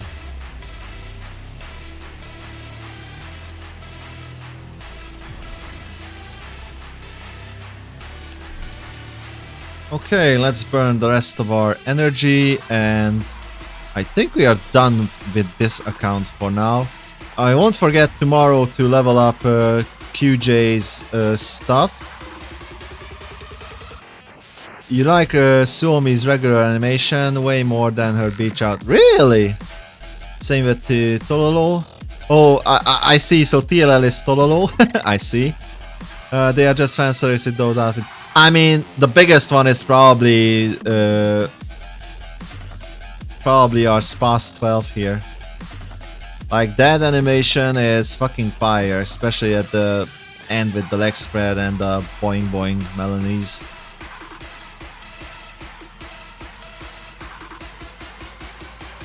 Somehow I have the odd feeling that I'm forgetting something, but I'm probably just not. Okay. Tololo's what? Tololo's 3 OS. Oh yeah, TLL Tololo's. Yeah, okay. Yeah, the 3 O's. Okay, I see. Took me a hot minute to process the information. Yeah, minus 3 O's. Yeah, I mean, it fits. Like, I could at first glance understood that TLL was Tololo. So if it's understandable, it fits with like a glove. It's no problem. I had more issues understanding the explanation than the TLL connecting it to Tololo. Okay, we're at it for quite a while now. Let's take a very short 5-minute break. And in the meantime, I will log on to the other account and do my stuffs over there as well. Prepare for Gunsmoke as well. Did I spend my supply tickets? Supply tickets are the standard tickets? Or no, the event tickets. Yes, I did. That's why I'm waiting for QJ's upgrade, because I want to get the last remaining 30 purple ones out of here. And I have to wait for tomorrow, because I don't want to farm the map where I get those. So yeah, and while I'm at it, I'm gonna fucking just copy this and put it into my other account as well, because I want people noted that I'm full FTP. Yeah, I haven't continued the story so far because I'm still stuck at chapter 8, and like I said, after I caught up with the lore, I'm max level anyway, so I think the story is not anymore a rushing issue. Maybe it gives a fuck ton of resources, but yeah, I'm just gonna stick around and do it after the lore. And also, because of the huge updates and the event and whatnot, and that I hit level 60 just yesterday and today, respected accounts, I'm skipping the lore to the next stream. Well, that one is good for gems, but the event story has currency and 2 supply tickets. Well, okay, later. It won't run anyway, anywhere, anytime soon. Not anyway, anywhere. Blah. Okay. Be right back. See you in a bit.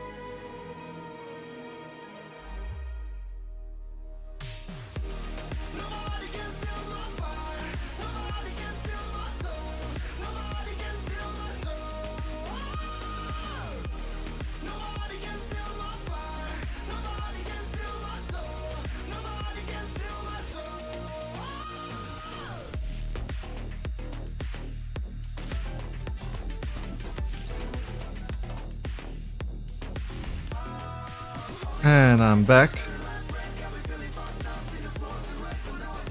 Quickly just collected the daily, quickly just turned on the music volume in game. And sorry again for abruptly going away, but I desperately needed to go to the restroom. Thank you. To be back. So yeah, first things first, let's copy and paste it from the other one. So yeah.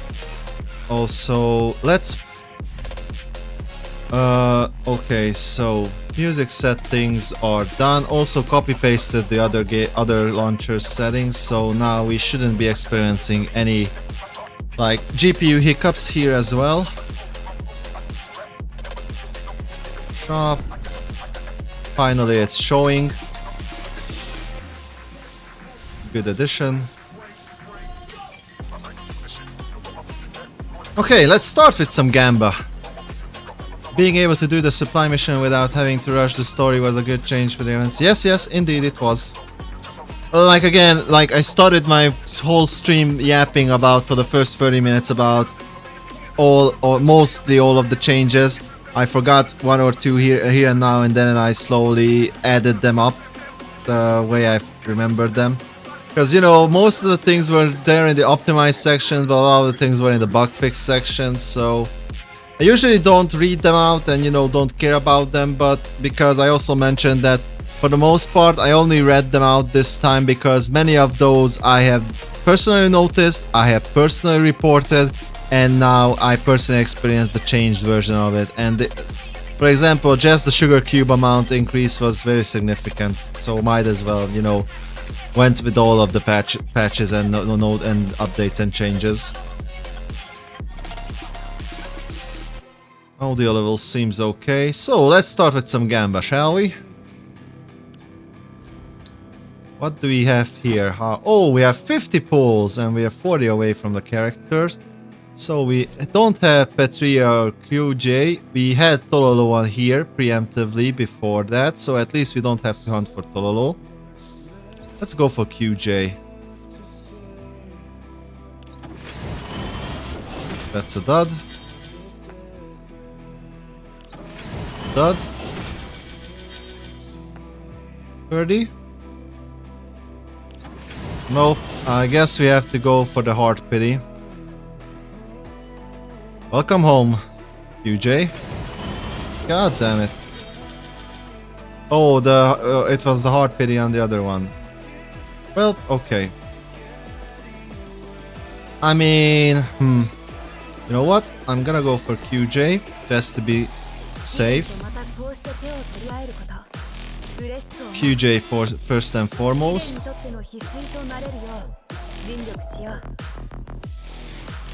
Also, let me remove the chat chat UI for a bit, because you know what's gonna happen. A screenshot is gonna happen, and also an update. Oh, nice! I see your post as well. I will react to that in a moment. I'll have to edit this. Actually, I'm gonna delete what I just posted and I'm gonna repost them again, I guess, because it could be confusing. Well, no, I'll just reply to my own, I guess, if I can.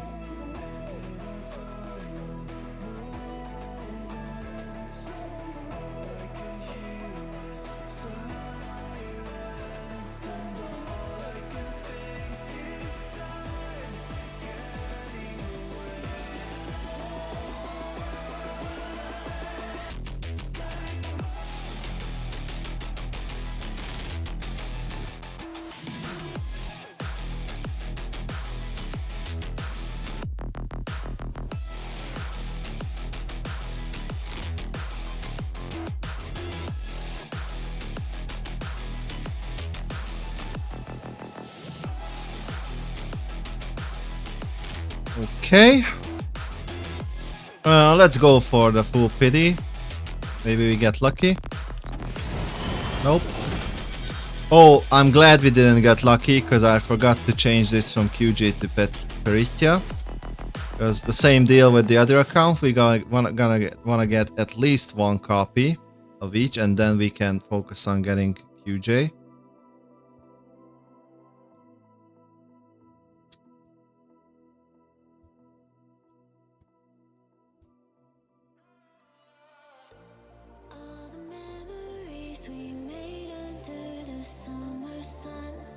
Okay.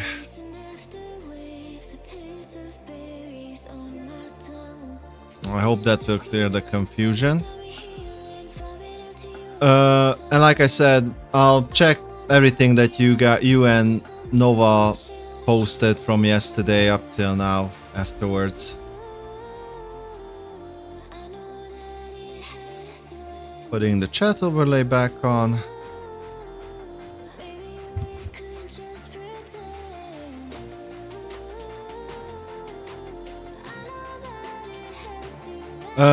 You were saying, CV, that you love QJ's hall monitor turned guard captain energy.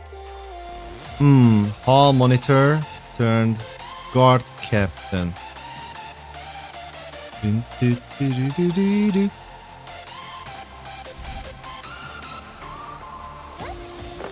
Hall monitor turned captain energy.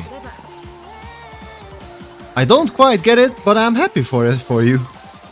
I love QJ's energy in general. Her style as well. Like, she kind of reminds me like your... Well, I might get stoned for this, but she reminds me of your typical Asian girl. Like, the black hair, the serious expression. The skin color might not match, but other than that, in general, she reminds me of your typical Asian girl. Like, the blondes remind me especially... Like, blonde, I don't know how typical it is for, like, the Russians. Blonde, I usually connect it more to, like, Germans.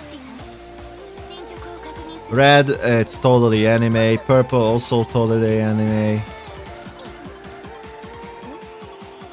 If she was in an anime, she would be on the student council and be... Yep, 100% agree with you on that. She would be the president or the vice president of the student council, for sure. Or like the student monitor, or the what's it called? Disciplinary committee? Or something like that. Grows a Slavic beauty. I don't know if it's Slavic, but definitely a beauty.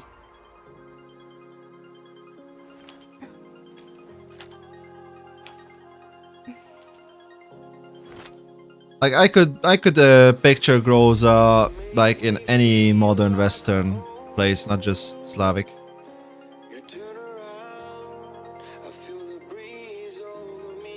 If QJ was a disciplinary committee, then Sharkry would be the look at me, I'm the queen Mimi committee. She would be like the bitch of the classroom, you know, that evil, I'm gonna torture the protagonist kind of character. It doesn't show on her attitude here, but just on looks I could imagine that. She would be the shy, how do they call it, yandere character, I believe, who fails to express herself or something like that. I don't know if that's the yandere or not. And yeah, that's what I think about those three. Other than that, yeah, these three are like typical anime characters, I can imagine. With that, do I have her signature weapon here as well? Indeed I do, but it's on fucking Sharkry. Wait.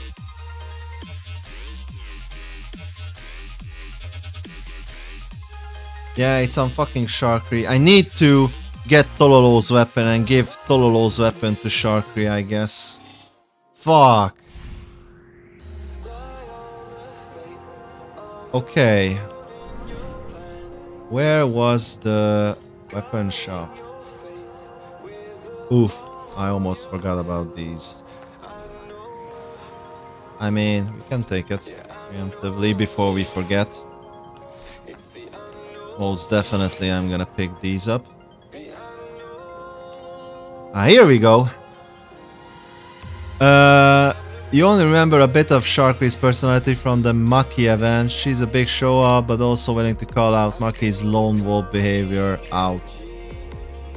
Okay, I probably skipped all of the lore from that. I mean, obviously, Sharkry is a big show-off, like, no surprises there.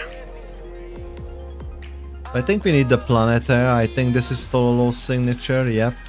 And this would give Sharkry the extra action, yep.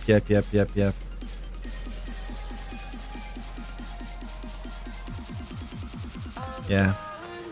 So we need 900 for this. And we basically need to pull more to get duplicates. I mean, we did get some more tickets. Do we have another temple? Oh my god, we exactly have another temple. So let's go for that. Planetary is good for Sharkry. Yeah, Sharkry stacks is faster than... Oh my god. Well, true, because Tololo only gets the action, extra action value on her first turn and then every, I don't know how much turns. And with Sharkry, you can trigger it every turn. In fact, sometimes you can trigger it 2 times per turn. But let's hope we get something out of it. We need the, whatever it's called. I'm just gonna call it guitar pick resources. Because it looks like a guitar pick. Okay, will Platia come home? Is the question. Because we have a hit, ladies and gentlemen. We have a hit.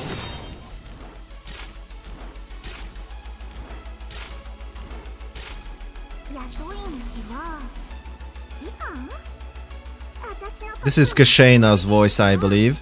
No? No, don't curse me, CV. I'm not gonna win that fucking race. I'm not gonna win the who gets the V6 Wepley first. And yeah, I at least I know her voice. It's Kashena. Always glad to see her. Please don't be a fucking Wepley. If this is gonna be a Wepley, CV, I'm gonna blame you for that. Oh yeah, we have to see the nice camel angle. Welcome home, dear.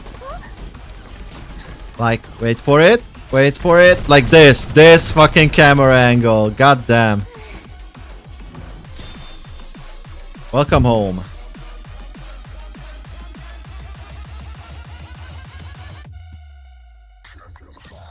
Okay, back chat overlay.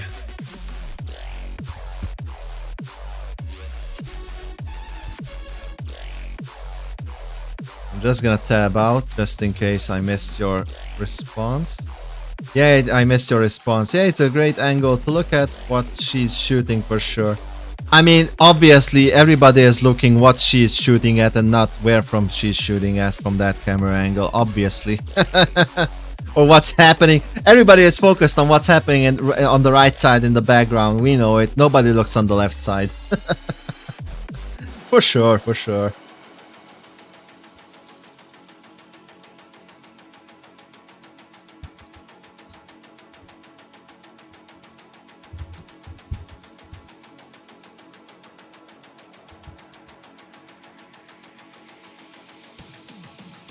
With that said,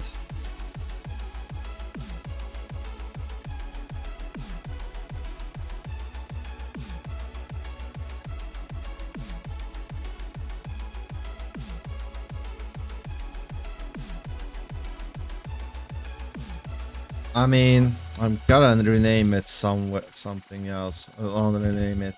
Oh, funny.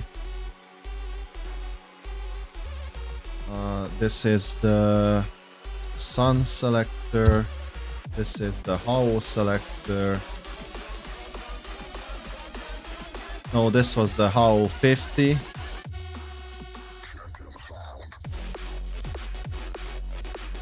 And who did I select?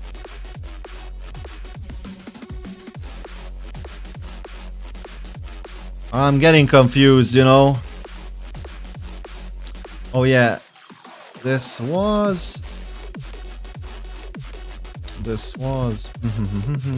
Oh, and the bot had to came in just now. Give me a sec while I address the bot. Is it the cheap viewers or the best viewers? It's the cheap viewers.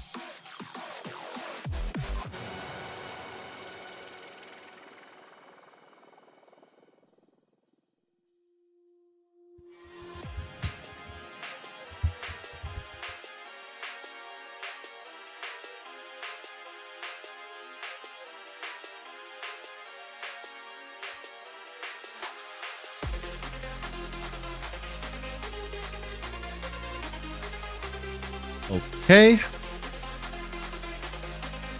Bot issue solved. And let's get back to the screenshot issue, because I kind of lost the... I have the How Play 50/50. I have the How Play 240 selector. Wait, so this was the selector. I have the Sunborn selector, which was Peritia. But I'm missing the Sunborn 50/50 that I just posted, which was QJ and another Litara copy. The fuck did I name it?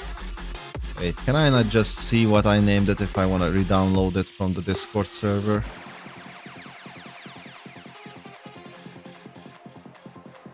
QJ came home. Okay, I named it QJ came home, so QJ. Here it is. I'm gonna rename it to Sun 50, I guess. There we go. Yeah, cause I need to keep track on what's happening where.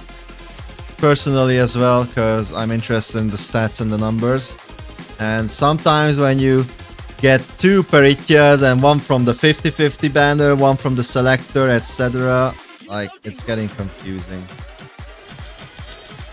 Oh, I should have made a screenshot of this. My bad. Oh my fucking god. Could have been easier. Yeah, this is a screenshot. Okay. Chat overlay back on again in a moment.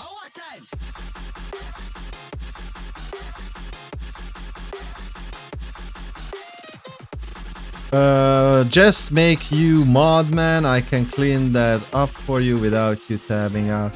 I mean, for sure we can do that. I personally was hoping I could get a mod sometime. I just don't know how to mod somebody or what settings do I have. I need to check it out, because I don't know how much privilege does the mods have currently. I never really checked those settings because I don't know how it works. But sure, if you want to be like, I have no issues with it. I'll just have to, you know, after I check the settings, because I do not want to accidentally fuck myself, or, you know, accidents can happen. Let me just say it like that. I'm always was, and I'm always am a cautious person. If you meant that as a joke, then sorry, I took it seriously.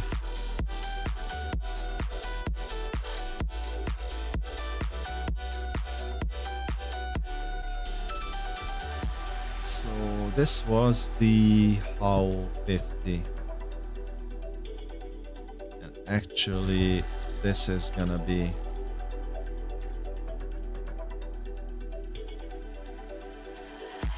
Yep, indeed, the adventure in Cash Spew.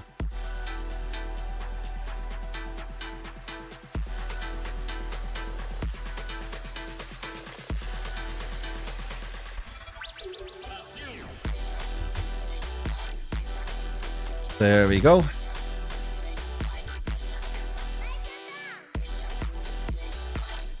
Alrighty. We're on the money. We're right on the money. Let's see how far we can actually upgrade both of them. So, level 20 for sure, because it's cheap and we need it for the outpost anyway. Do we have a copy of a purple weapon? Oh my god, we have 4 copies. I'm not gonna calibrate it just yet, because Why? We need to pull for QJ's weapon. But until then, I'm just gonna steal Tololo's. In fact, I'm gonna give Tololo's weapon back to Sharkry. And yeah, cause I'm using this just because Sharkry gets the extra stats. Like it has more attack and the attack boost, that's why. Also, Sharkry also gains the benefits from the support attacks, believe it or not. Because as often as I use Sharkry's support attack, it's quite much. Specifically with Kashena and Krolik. You're saying mods can ban or timeout speak in emote or sub only mod. And some bots give them improved command access, but they are configurable. Yeah, that's what I'm saying, but I haven't configured anything. Like, everything is on basic, and I would like to at least first fucking know what powers and privileges mods have on my server before I mod anybody. You're not sure why you can't just hear react on your Discord. What do you mean you can just hard react? I definitely gave what's it called? The privileges to react. I mean, if that's true, then that's new to me. Let me just double check. It should be an option, because I definitely did not take that away. Why would I?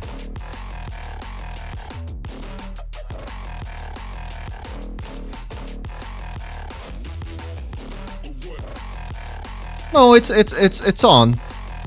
You can use emojis, stickers, use external emojis, external stickers, even external sounds. You can attach files, embed links. Yeah, I'm checking it right now. It's not disabled. It's permitted. It should be.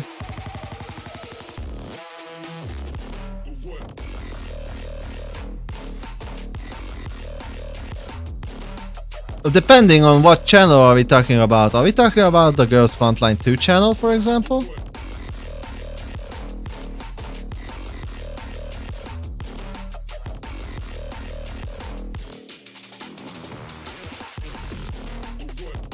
Or are we talking about the different channels? Because...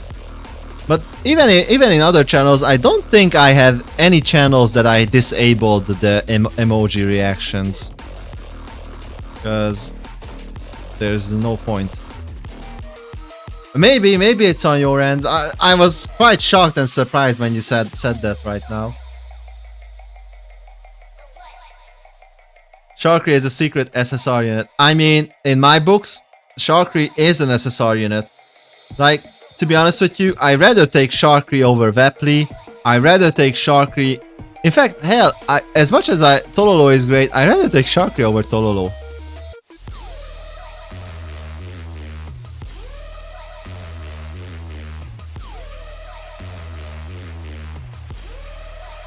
I mean, I checked it with a different account as well, with these settings, and it worked on that account as well. So, I could check it again later. Thanks for letting me know, and I will check it, because it worked perfectly previously, so I don't see why it wouldn't work, or why it would be not permitted. I have no reason to what's it called?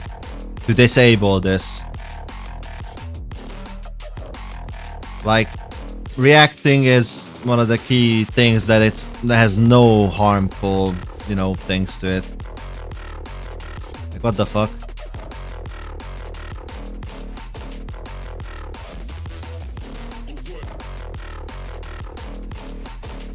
It's weird, for sure.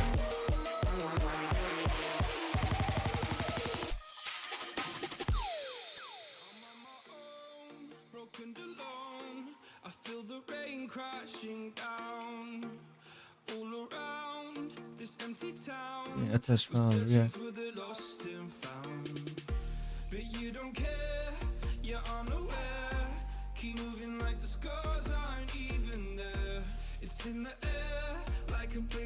I mean, members can react using any existing reactions on a message.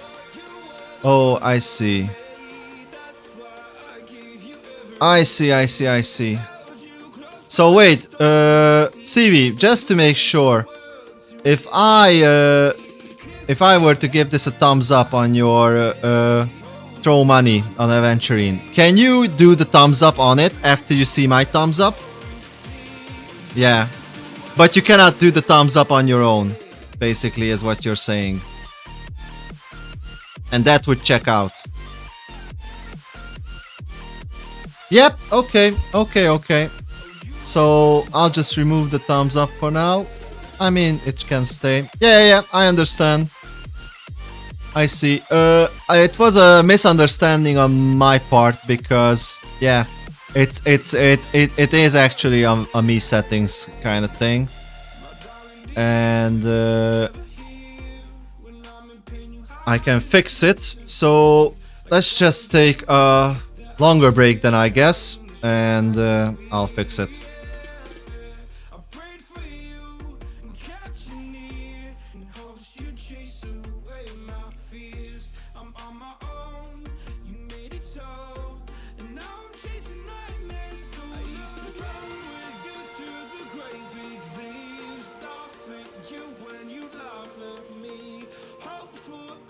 Because I believe the home was just you and me. I thought you were the one for me. That's why I gave you everything. Held you close by the stormy seas. Oh, you meant the world to me.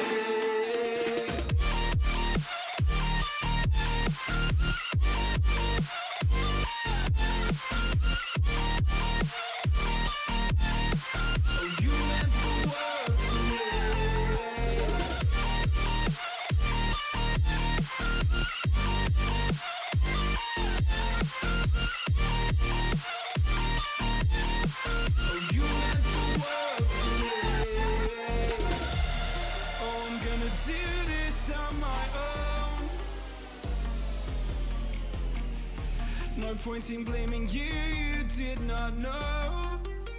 Oh. I thought you were the one for me. That's why I gave you everything. Held you close by the stormy seas. Oh, you meant the world to me.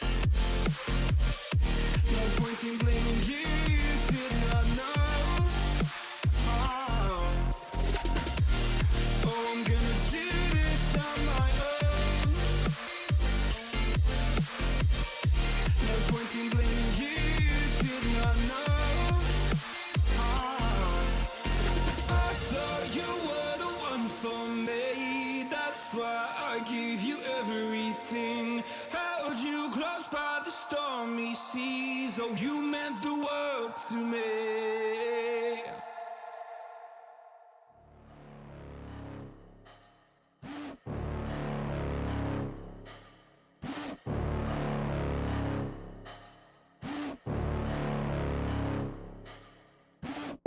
Got a monster inside of me. You better watch out if you ignite me. A road ahead of full prophecy to be the greatest beast the world has ever seen. I feed him every day like the bones clean. I feed him all the hate and he grows me. And he gets claws real big, pissed off quick. And if you cross him, you might drop dead. Metaphorically, of course, settling the score. Never getting bored, loves the blood and gore. Always wanting more freedom from the source. They don't really understand until they feel the force departed. If you start shit, you'll be heartless in the darkness. Torn apart quick, you left scars ripped. You'll be chewed up and discarded. And this world ain't right, won't accept it. Negative energy, I expect it. Once it's in your mind, it's infectious. So fight for your life and reject it. You better give me space, I'm protective. My adrenaline spikes when I'm threatened. And if you stay in my way, I'm aggressive. Cause when there's no exit, I'll kill when I'm desperate.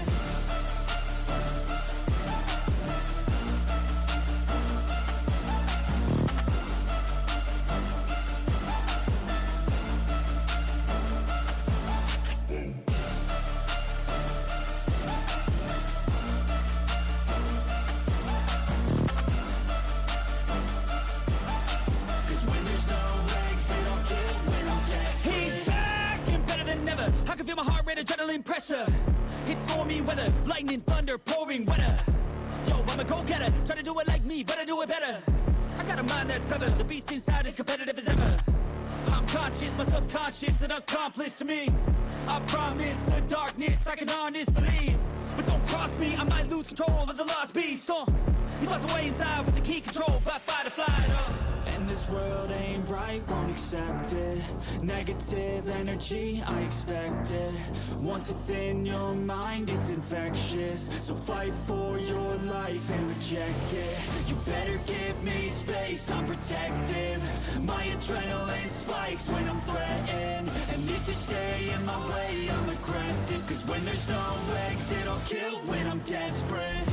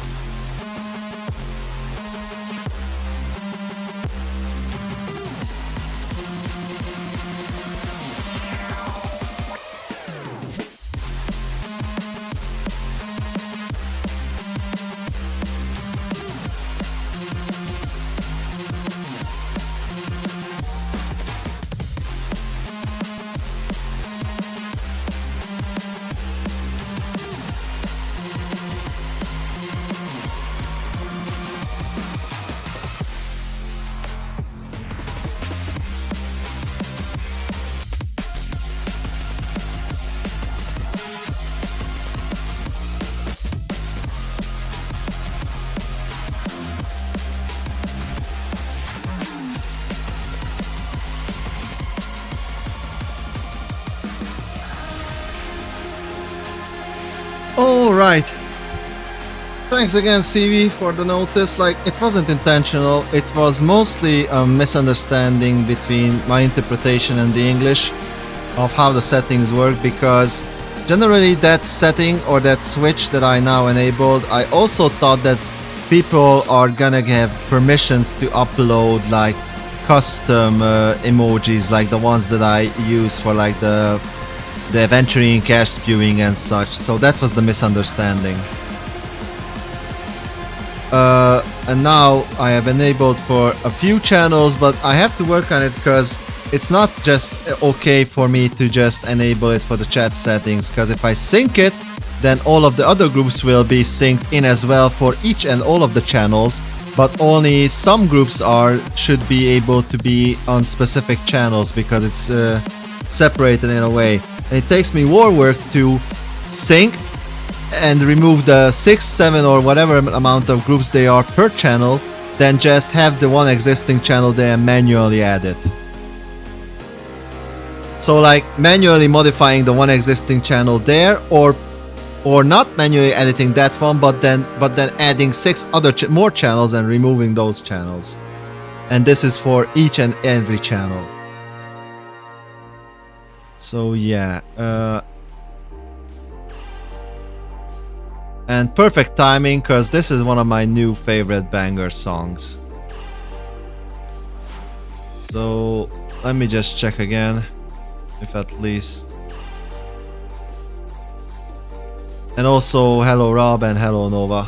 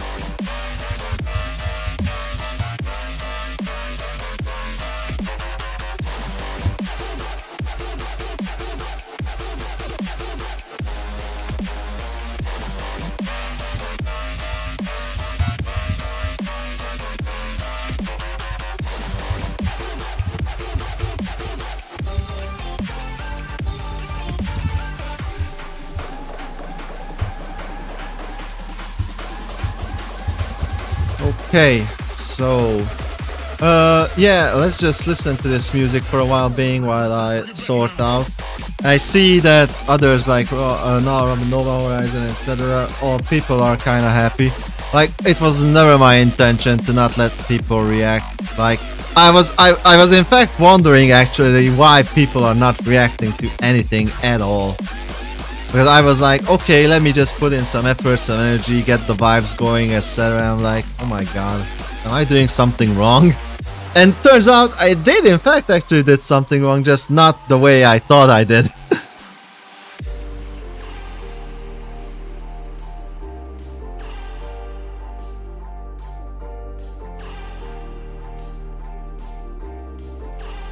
Yeah, misunderstanding on my part.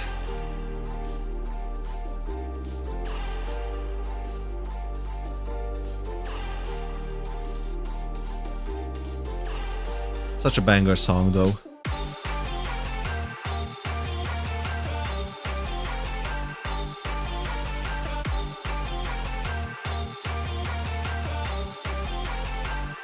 Again, good find, CV. Good find.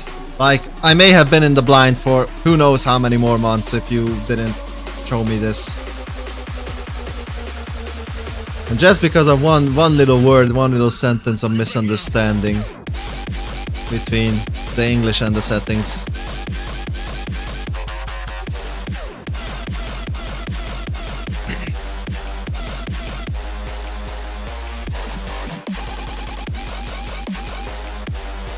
I mean, it may be working for the Arknights as well, because that was the first channel I was fiddling, because it's in alphabet order. So Arknights is first in the alphabet currently, and then comes Ghost Frontline 2. It's really curious just how these small things get by. I see it everywhere. People don't want to be whiny, and guess there's also the diffusion of responsibility. Bystander effect. What? I understand that people don't want to be whiny, but this is not a whiny matter in my opinion. And what was the next one? And you guess there's also the diffusion or responsibility bystander effect. I don't know that one. Diffusion or responsibility / bystander effect. Oh, like as in don't care and just walking by. The way I know it is like the ostrich putting its head inside the sand, like I don't see it, I don't hear it, I don't care about it kind of thing. If that's my understanding. Diffusion or bystander responsibility effect. I'll remember that. Because maybe that's what people commonly know in English. Yeah, I understand the bystander effect. Diffusion or responsibility effect. More or less. Okay, so back into gaming. That was a interesting little sidetrack event. So yeah, we wanna give QJ her weapon back. We are gonna strip Tololo for the time being. I'm not even using her for the most part, to be honest. Give Sharpie the extraction weapon, yep, until we can farm out the golden weapon. I mean, Sharpie has become considerably weaker now. I assume she went like... I'll check it later how weak she got from this. How much weaker, to be more precise.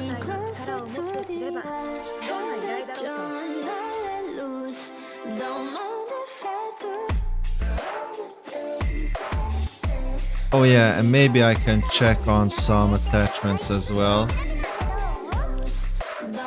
Oh, we actually have a copy of this, nice. Oh, I think we just got the copy and there's these pools. Diffusion or responsibility is a real psychological effect. It's more about how they think someone else will take care of it. They blend into the crowd, like nobody calling 911 when there's 40 people watching someone have a seizure. Okay, I see. I mean, I can safely say that you guys can safely call out like issues like this. I won't bite off anybody's ears, or, you know, worst thing that I can imagine happening is like you come up with an issue that is maybe not an issue, but like maybe the whiny category as you said. But then again, I will be just like, okay, thank you for noticing me, and this is not currently an issue, and I might not be fixing it now or in the near future, and that's it. Like, I won't be biting off anybody's ears for like noticing or do like. But basically, generally, it's kind of like a feedback in a sense in my book, because this, what you just told me, was basically a feedback which turned out to be an error. Because it was not intentional on my end. It was not working as intended. The classic not working as intended. It's so common. I watched a lot of streamers having audio issues and no one but me pointed out to them.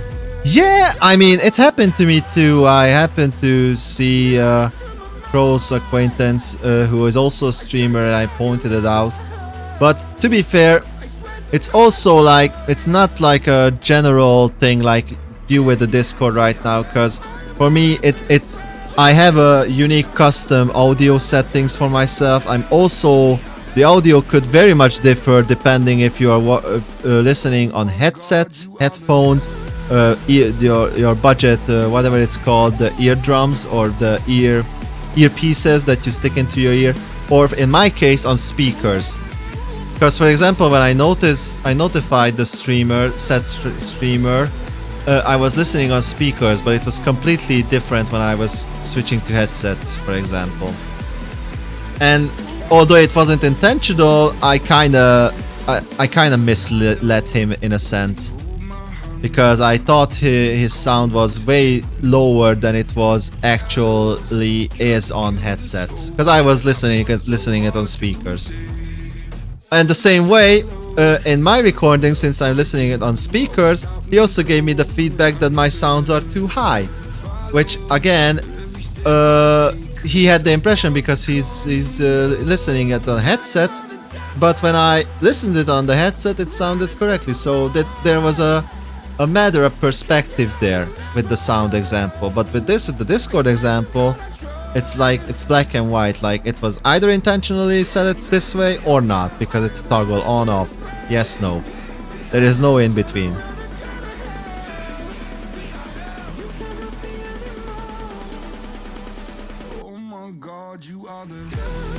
But I'm grateful again, CV, because I think this is a very basic thing, and I'm honestly shocked that it wasn't functioning, like it wasn't working. Like I was honestly under impression that no matter what the fuck I'm trying to do, you know, what I'm trying, I'll say how I react. Like, why is nobody reacting? I mean, for the longest time I thought, well, okay, maybe everybody is passive. Like, okay, maybe sometime later. But nope, I guess it just was my fucking settings. God damn it. I feel so bad. Like, people missed so many opportunities, in my opinion. They wanted to react, I think, but they couldn't. So yeah, feels bad, man. Feels so bad. I don't know why, because I have a separate fucking Discord account, which is not the owner of the server, has 0 privileges, and it fucking worked at some point, and I was convinced that it was fucking set up and ready.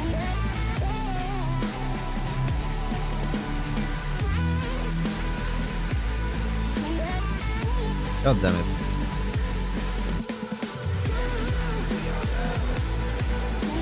Okay, let's try to distract myself a little bit and focus more on the gaming, because I'm gonna be fucking sulking and be toxic if I don't do that. Did I get that GM from the story, by the way? GM? What's GM? Guildmaster? Game Master? What does GM stands for in this game? Golden Melody, yeah. No. The Golden Melody was a 50-50 loss from the basic banner before the update, some time ago, maybe like a month ago. Or maybe that was on the other account. I'm not sure, like I'm mixing and mix-matching. I know that one of the accounts got a weapon and it was the Golden Melody. I don't know if it was this one or that one, but on the other one I bought it from the account, so it's either way. Some way, somehow I got it. Yeah, it's scratching the yellow. I'll turn it down a bit.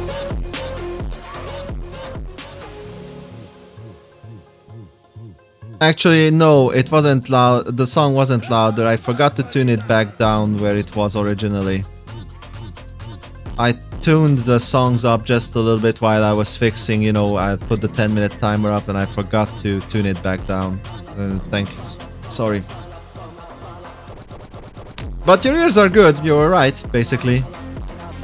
You're right. You were right, though. The song was louder. But not because the song, it was because I forgot to tune it back down. But I was careful, like even at the max level, when I tune it maximum up, it's barely scratching the yellow. So even if I talk, my talk should be scratching the red. And the Girls Frontline game is also scratching the yellow. So the game sounds and the music that I'm playing in now instead of the game music is on par at the same level, like on different volume settings, but basically the gauge is where they should be scratching the yellow.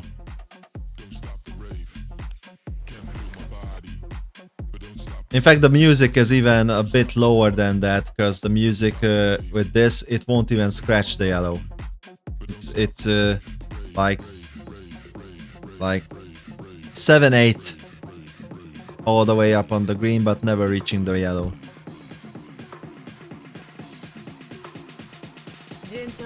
That way the music will never outshine or outperform or be louder than the game audio itself. Oh my god, we are needing so much more experience. It's unreal. I'm happy I got the characters. I'm sad I don't have the experience to level them up now. Alrighty. And same deal, I'm gonna prepare myself for Gunsmoke. Okay, actually I'm gonna use my own character this time around because of the dormitory effect. I wanna issue them as soon as possible. Or maybe I'll just use it, you know, when we get to a point. Like one of the challenge maps, which is easier, where they will be like sub level 30 or something. Because these are still level 59 or 60 enemies.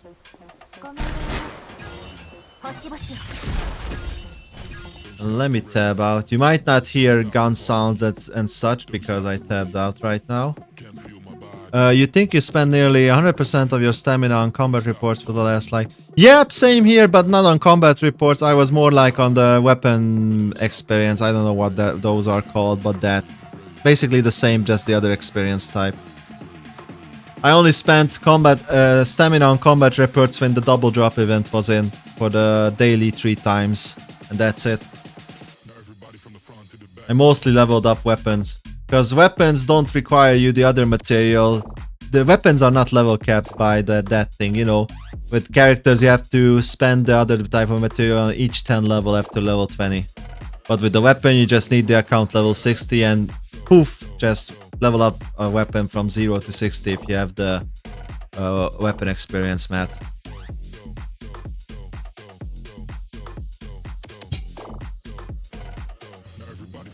So... Discord. Yeah, oh my god, I have so much work to do later on, it's not even funny. So let me just grab a sticky note, fix Discord.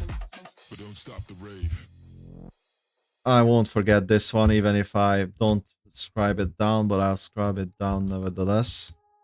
Because sometimes I am a zombie like when I wake up and I might forget even though it's very important to me.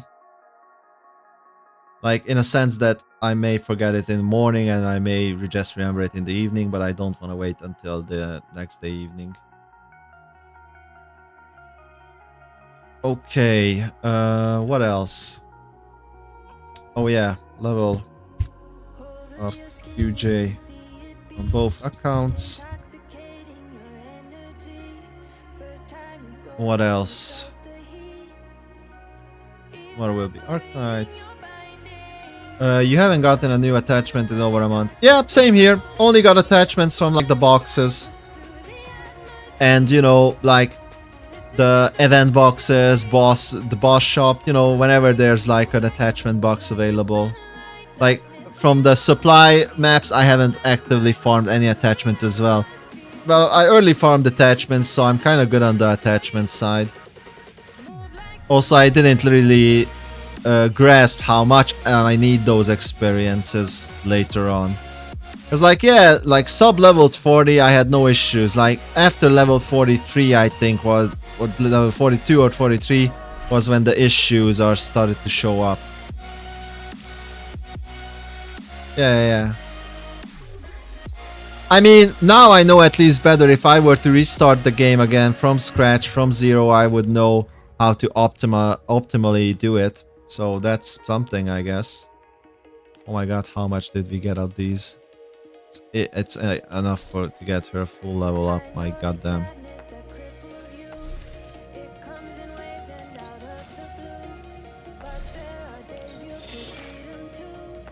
Alrighty.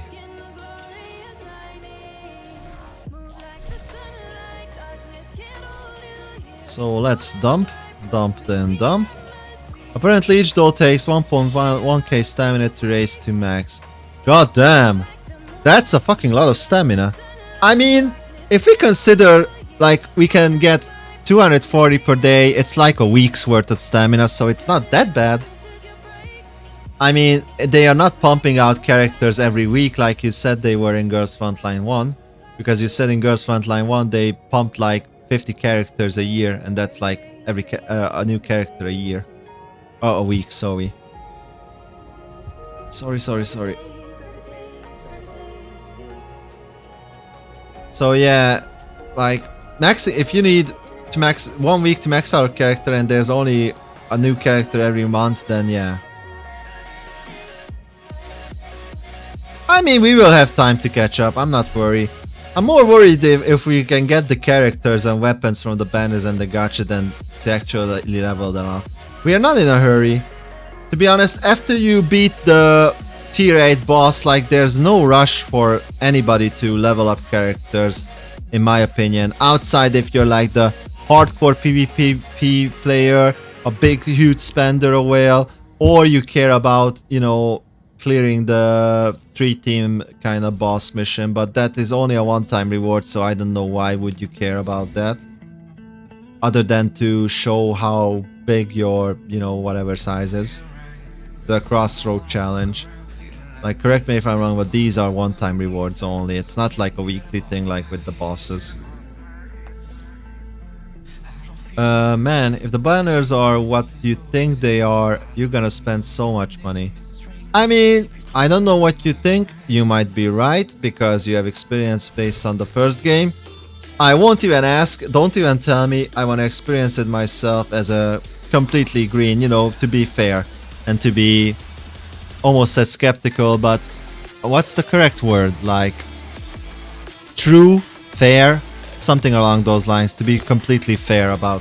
But to give a fair expression or my take on the game without me preemptively like judging or searching up, because later on I will, if I want to, I can take this game seriously. Like, I didn't start out to be an expert in Star Rail as well. I started super casually, and around Jingliu's banner, I think it was like version 1.5, where I started to take it seriously. And ever since then, after the Silver Wolf flop, like, there were hardly ever any surprises for me after that. Like, the few flops I did in Star Rail was basically Huo was one of that, because I severely underestimated her, how good she will gonna be, but to be fair, I didn't know they would release characters that have like over 300 energy needs, so fuck that. I was like, okay, let's say every character has an average 100-120 energy, so I was calculating with that, not fucking 300 plus. But after that, you know, the Super Break team is set up, but that's a whole different topic. I don't want to stray away from the GFL, because let's not mix match other games. That's my bad. I have a bad habit. It's a bad habit of mine. Sorry. Might as well adds a little wonder to the game. Maybe. Yeah, I like it adds some charm, some mystery, some tension.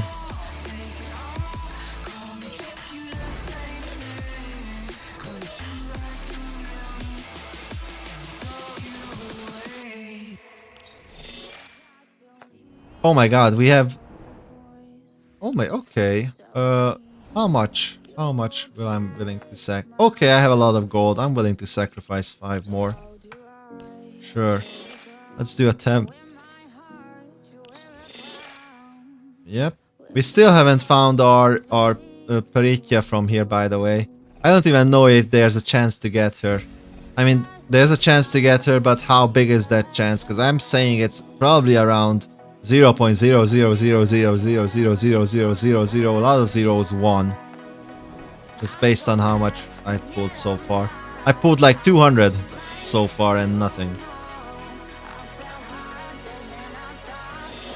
Okay, we need to give you something as well.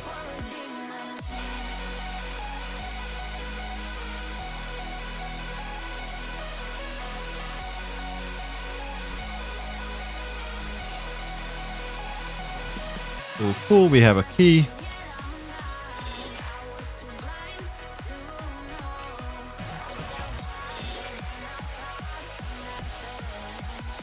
Is it technically possible? Rob from the guild didn't he? Did he? He may have. I don't remember if he posted, or if he did. Like I said before, I haven't read the latest ones yet. Cause to be fair, I had a lot of fucking things to do, and I also mentioned I will read everything that was happening between today and yesterday in the chat. I've been busy.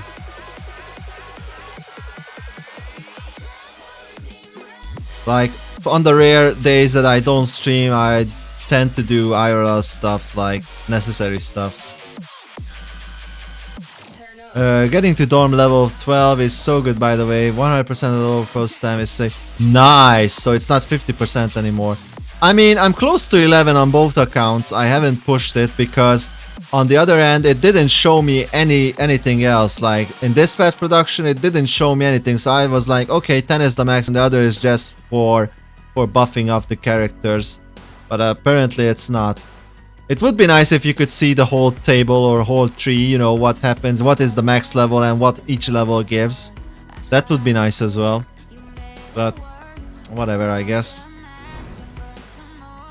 I mean, if we wanna be 100% like fair and transparent, me personally would like to see the whole thing.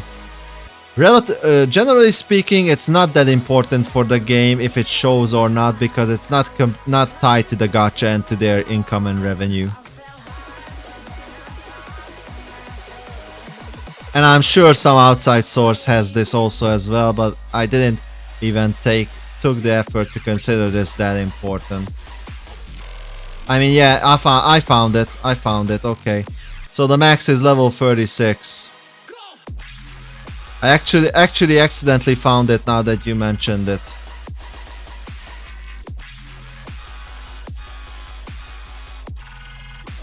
Yeah, overflow, it's 100%.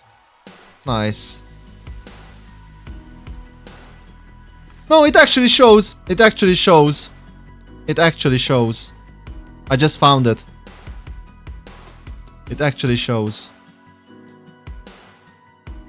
It kind of shows everything what's important. Are there any more like key breakthroughs like this? Or is level 12 the last big breakthrough? Oh yeah, it doesn't highlight. Okay, yeah, okay. Fair enough, fair enough, fair enough. That could be also important. Yeah, because if you didn't mention this, I probably wouldn't have seen this.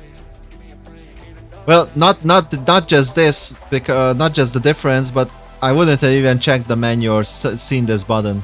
Because this button was here, I bet, for a long time. I never ever saw this button. Or if I did, I just clicked it once and I completely forgot. Yeah. Yeah, true. I get it now. Yeah, well, to be fair, it would have been important until the cap was like 180. It's not all that important right now, but still I will push for it. I will push for it in general, not just for the level 12. I would like to push for it in general. I just didn't push for it so far because I didn't have the characters that I wanted to invest in. Because you saw it, I have the 5 key characters that I want to invest in, and those characters are basically level 4 and 5s. So now that I have QJ, now that I have Peritia, you know, now that I actually have more and new characters, and I think those characters are good as well, especially QJ, now I have more to invest in. So I'll do that, don't worry. I just didn't want to invest in, like, you know, fucking Webley. Do you want to invest into Webley? Why not bring Webley's affinity up to level 5? No, I don't think so. Correct me if I'm wrong, CV. Do you? Also, let me take another sip because I'm drying out real bad. Hell nah. Hell nah, my man. If you want that fate, you can accept it. I will fight tooth and nail against that fate. I swear to God, if I ever get a V6 Webley, ooh, I almost said something out of impulse that I might have regretted. I always forget that I fucking need to stay cool sometimes. I almost said something that I wish I would never. yeah. Let's just hope that doesn't happen, okay? No, nor neither for me or for you. It would be the best if we could avoid another Wepley ever again. Well, hopefully with the 50-50 selector, we have a bigger chance of doing that, as in avoiding Wepleys. You know what? And for those who want to collect the Wepleys, hey, the other side of the coin, you have 50% more chance, or whatever percent it is actually, you have a bigger chance to get your Wepleys. And I root for you. You can take my Wepleys and CV's Wepleys away as well. Correct, CV? They can, others who want Wepley, they can take your Wepleys away as well. Can they?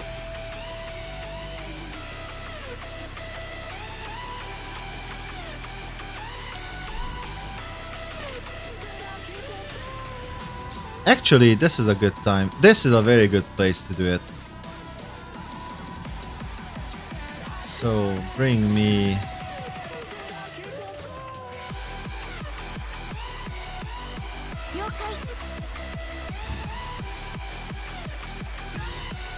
They can take your V for Wepley entirely for 10 target.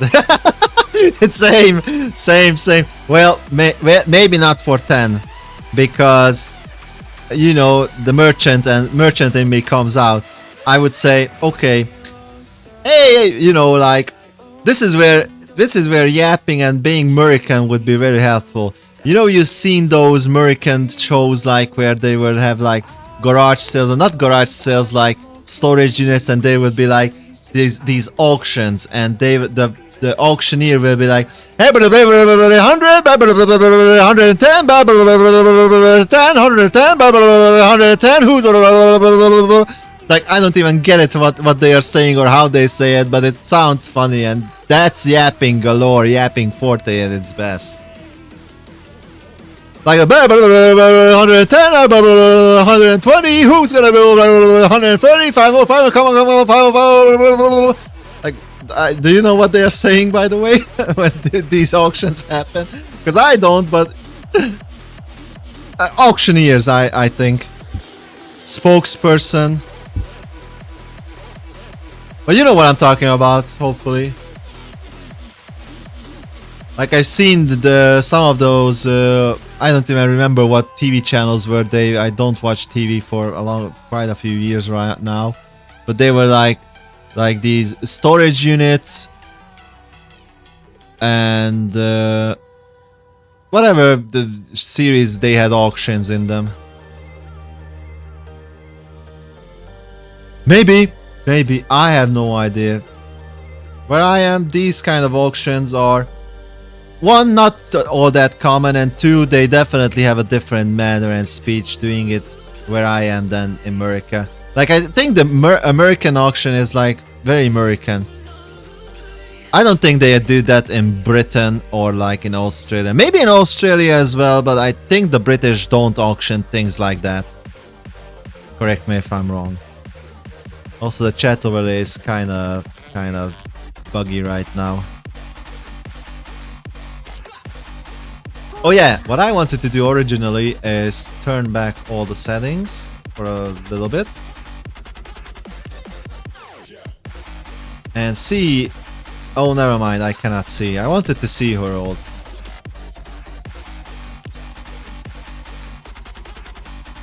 Oh well. Next time, maybe when I'll level her up and use her with Kukle. Or as I know it now, HK416.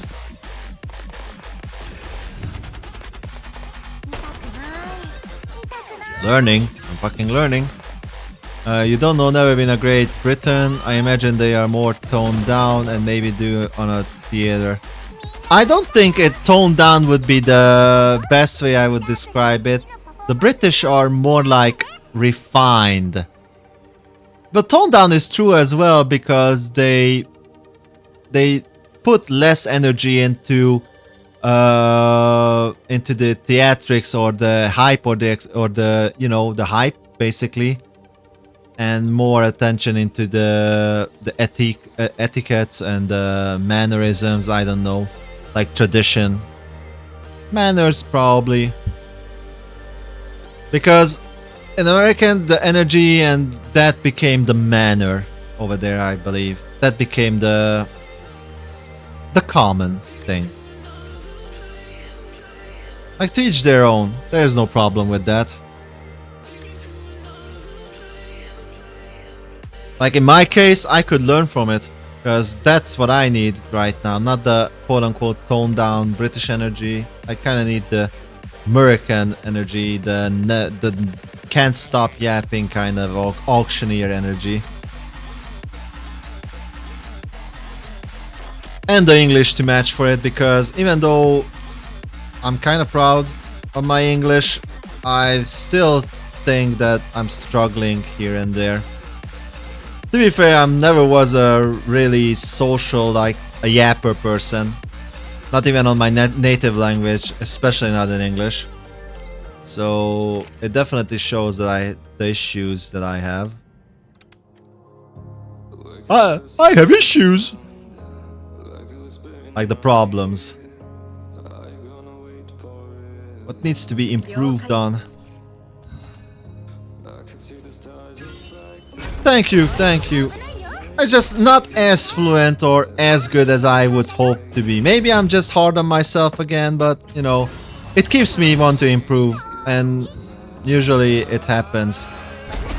Some faster, some slower, but the same thing with my streaming. And for example, I'm not happy that things are, and you know, slowly my channel page has been growing, the Discord has been fiddling all over the place. Every time it's improving little by little. The streaming quality, like the music for example that you hear and see now, also is an end product of me wanting to improve because I don't feel it's good enough. So yeah, and I'm still far away where I think it's actually good enough. Like Discord, I still don't have the Discord that I envisioned to have, and that's because of logical limitations. For example, it cannot be done with the logic that is it's basically what I said. It's a logic limitation. Like some things cannot be done with the current logic that is enabled for some of the softwares. Maybe some other softwares could do that, but it's behind a paywall. And again, I don't have American wages. Like, I was talking to one of the kind-hearted artists who approached me, and I had to figure out that fucking American annual average salary is like 60-70,000 or wait, yeah, 60-70,000 US dollars. Compared to that, the average salary where I'm from is around $13,000. So there's a slight one-fifth difference. Like, yeah, 13k. So you kind of understand why I am a free-to-play player. And why I say that, goddamn, 20 bucks for a skin instead of, only 20 bucks. Because yeah, I cannot say, it's only 20 bucks. I have to say, goddamn, 20 bucks. It is what it is. And that's the average, 13k per year. To be specific, 13k 200.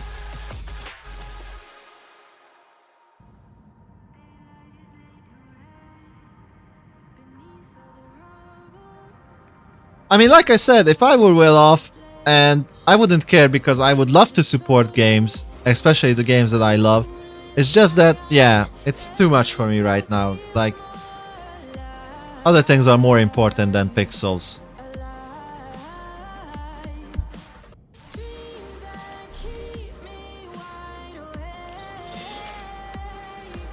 I mean, I would like to buy them, it's just, it's not now. Priorities. Priorities. With that said, I think we are done with this, and yeah, let's open QJ as well. Nice, nice, nice, nice, nice. I do wonder though if we will ever get to deploy more than 5. Like, I would like to deploy all 10 all 10 sites at one point if possible. Food, housing, yeah, food, housing, utilities like electricity, water, Heating, yeah, and saving for a brighter future always come. Yep. Well, to be fair, not to everyone. Like you would be surprised how many people go into debt and take out loans to go gacha. Like it's not uncommon. It's all over the internet. I'm always shocked and surprised at the same time. Like that's what I think naturally, and I believe based on this comment you would think naturally as well, but no. Sadly there are more than enough people who... I wouldn't even call them gamblers. I wouldn't call them gamblers. Because in my book, gambling is something where you potentially have a payoff. But pulling for characters and gacha games, etc., there is literally no payoff.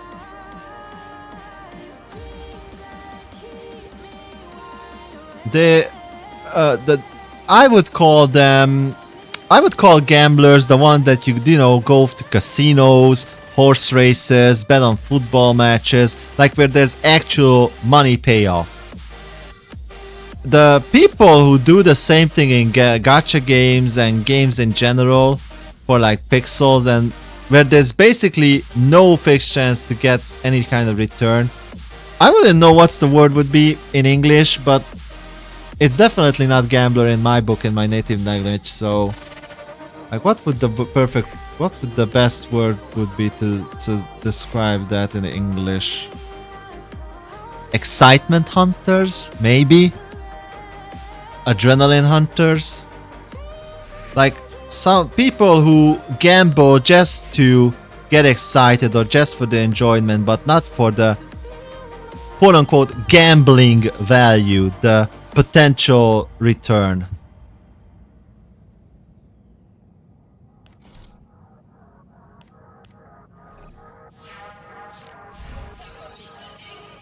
Yeah, but do you know any better English word for that? Because I don't.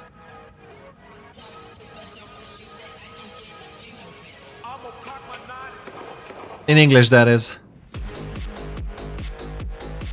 Yeah, like that's what I'm saying. Like English is hard for me, not because it's hard. It's because its simplicity. It's beautiful, but sometimes I have hard time expressing myself in English because it's like me using the decimal system and numbers from 1 to 10, and English is being like a binary system where you only have like 0 and 1. And you know, when I want to say something like a 9 or an 8, I find it hard sometimes to say it in like zeros and ones only. That's the best example I can give. I mean, I didn't say it's not huge, I'm just saying in comparison.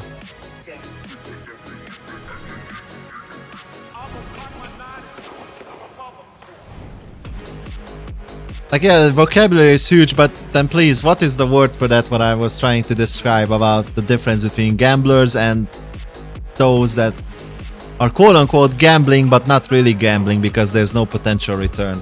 They are just doing what they are doing for the excitement and the adrenaline.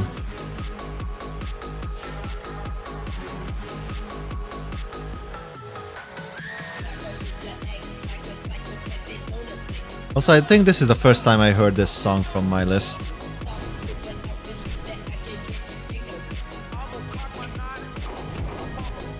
Yeah! I get it. I'm more on the tech field as well, so yeah. Like, yapping is not my forte. Doing stuff and getting shit done is my forte. You know, thinking rationally, logically, etc. Like, not yapping, sugarcoating, and whatever it is that the other parts are doing. You speak to machines, not people. Yeah, exactly. You speak to stuffs and items and their language. What tool you need, what needs to be fixed, what materials you need, how much time it will take, how much it will cost, how often you need to maintain it, like 3 months, 6 months, annually, etc. What you definitely shouldn't do, like pour water into an electric outlet. I know, I get it.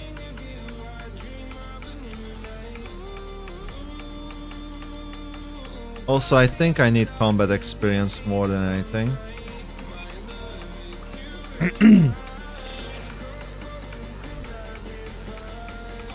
Also, I think I haven't done the third one. Yeah, I haven't done the third combat exercise.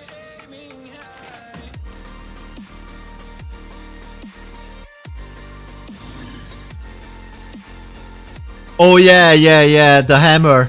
Oh, it's classic. We do the hammer fixing as well. Well, you call it mallet, but it's the same thing. Yeah, just smack it with the hammer, it fixes everything. Also, duct tape and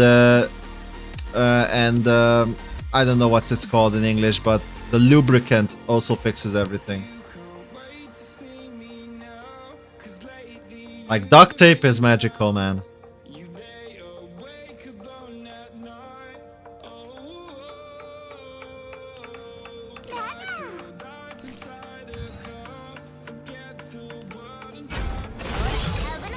When you kick something and it starts to work, you will for sure kick everything first for the next one.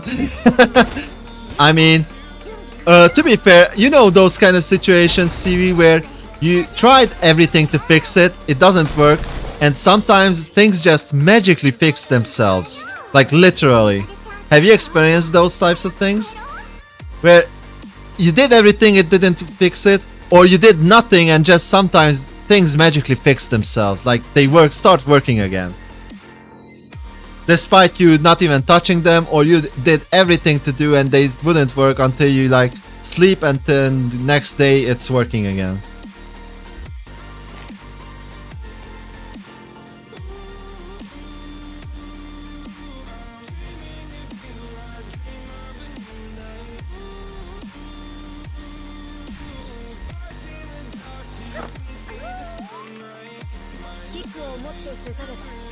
Oh yeah, those are the worst because it always comes back, and typically you can figure out what's wrong when it's not going wrong.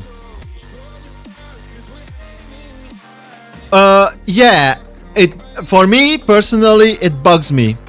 I'm happy that it's fixed and it's working, but it kind of bugs and haunts me that, like, what the fuck?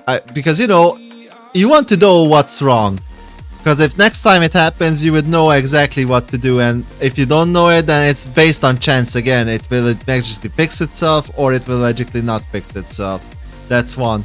And other thing, if you know what's the problem, then you can actually like preemptively prevent any other future problems as well most of the times, because it's usually a domino effect. For example, if you have an electric problem somewhere, then you will probably have a shortage problem, a fuse problem, maybe even a fire hazard somewhere along the lines, etc. It would keep me awake at night. Exactly, I feel the same. It would keep me awake at night sometimes. Like, if I don't know an answer to a problem, it's fucking make my brain spin like a fucking hamster wheel. I'm like, what the fuck can it be done? How can it be done? Why it's not done yet already, etc. Also, I think we are lucky. Oh yeah, and cores are gonna be an issue here shortly. I already can foresee the cores being an issue. Like the lack of cores. Okay.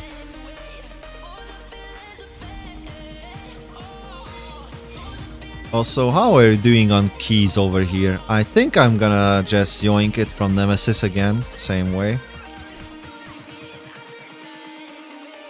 For the time being.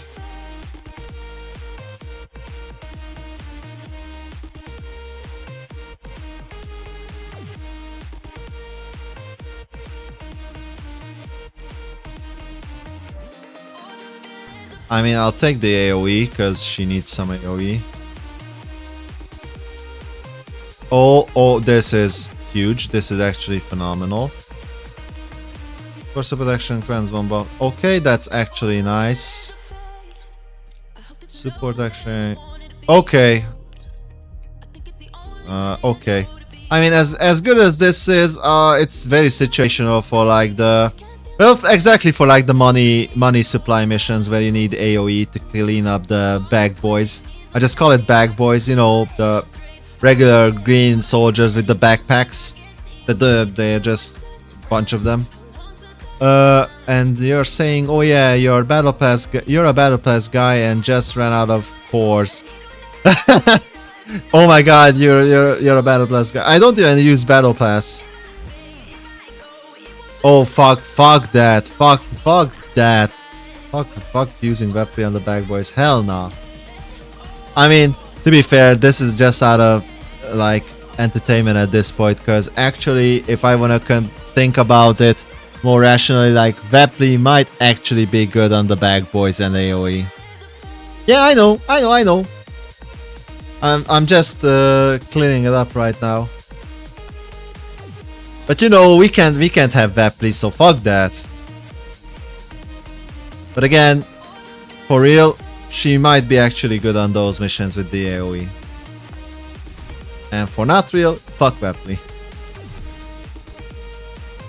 Fuck the midget. Fuck the annoying midget. Fuck her copies. Don't fuck me over. Give me QJ. Give me Tololos. Give me Paritias. Give me Sabrinas. Maybe not give me Mosin. And definitely don't give me Wepley.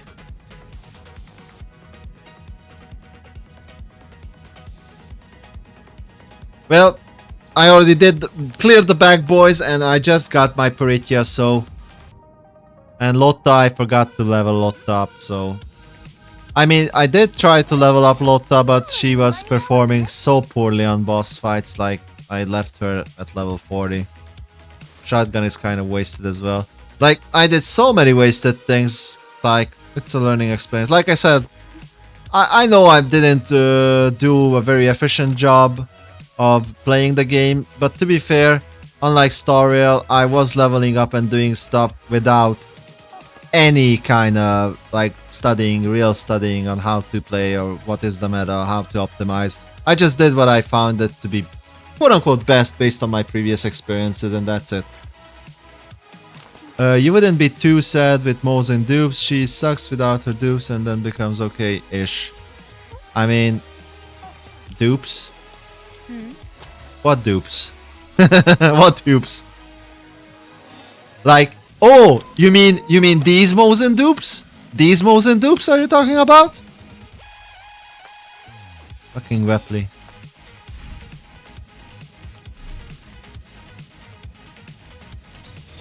The freaking midget. The minion. The evil minion. Like for real. She's yellow. Fucking evil minion. The evil minion over here. See how evil? Evil! I'm telling you, she's evil. The devil herself. I wouldn't be surprised if the Wepley weapon had a number of 666 in it.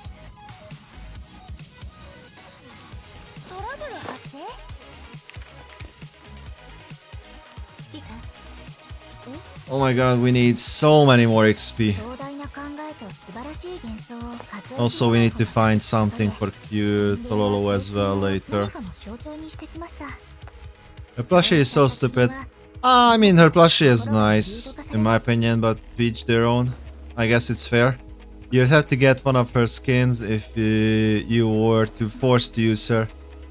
I mean, does she even have a skin?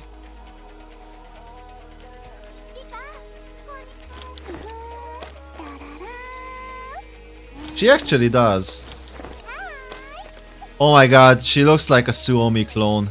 No, don't taint Suomi. Don't you dare fucking taint Suomi. And this just makes her look like a bitch. It's fitting.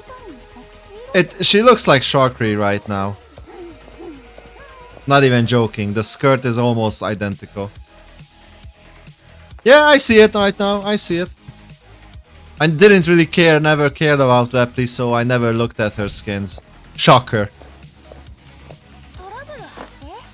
I also forgot what I wanted to do, and it's all Wepley's fault again.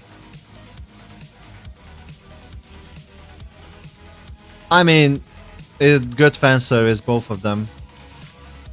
I just don't really care because I don't really care about Wepley. Other than that, it's interesting that they are both idol cultures. I mean, I get the second one where she looks like Sharkry, but the first one where she mimics Suomi, I don't think that's an idol culture, to be honest. Like, this is more like my skin. This is more to my taste.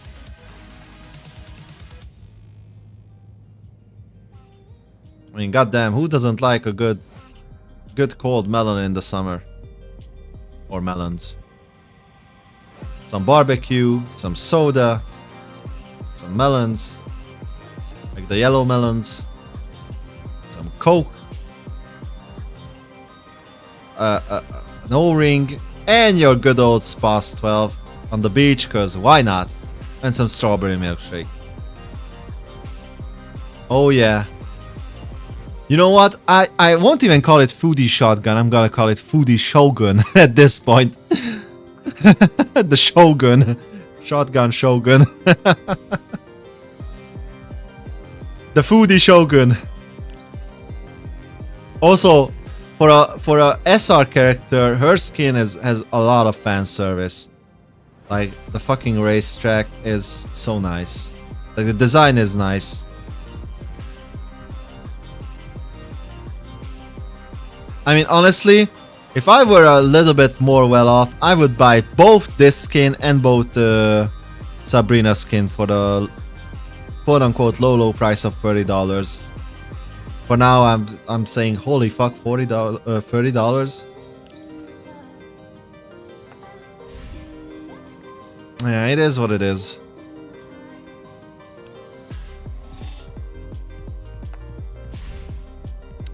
What else? What else? What else? So yeah, back when I was upgrading my PC, even then that almost $1,000 I spent on it was like a pretty huge blow to me. Not gonna lie. I spent like $850 on the full upgrade. But it was worth it, and I definitely think I wouldn't be able to stream as I do now without that. Oh yeah, Cheeta is the MP7 overall, but I don't like the fan service skins. I think we're skipping her outfit. I mean, okay, fair enough, but come on, what can you not like about Sabrina's fan service skin? Like Cheetah's fan service skin, okay, I can understand, but Sabrina, it's I mean, what can you not like about this? But for real though. Because here, okay, I can see what you cannot like. Suomi, maybe, she's also fine. Tololo, I can definitely see some who that might not find the skin likable. But Suomi and Sabrina, like, these two skins are like... yeah. Like, they are just basically bathing suits. This is less of a usual bathing suit, and this is totally out of the norm. So I can see why Tololo and Cheeta might not be likable. But for Suomi and Sabrina, well, to be fair, maybe the only reason why someone wouldn't like Suomi and Sabrina is because the same reason they would like Cheeta and Tololo more. Because these two are more fantasy and these two are more real-like and not as much fantasy-like. Probably. But that's just my assumptions. I still forget what I'm trying to do. Oh yeah. Let's quickly run these. Yeah, her normal outfit. To be fair, everyone's normal outfit, almost everyone's normal outfit is well done. The only ones I don't like the normal outfit, you might be shocked. One of them is fucking not Wepley, it's actually fucking Tololo. I don't like Tololo's normal outfit. Nemesis's normal outfit is completely out of place, but the cake completely fixes it. Like, the out of place outfit with the out of place cake makes it kind of normal, if you know what I mean. Like the 2- makes a plus kind of thing.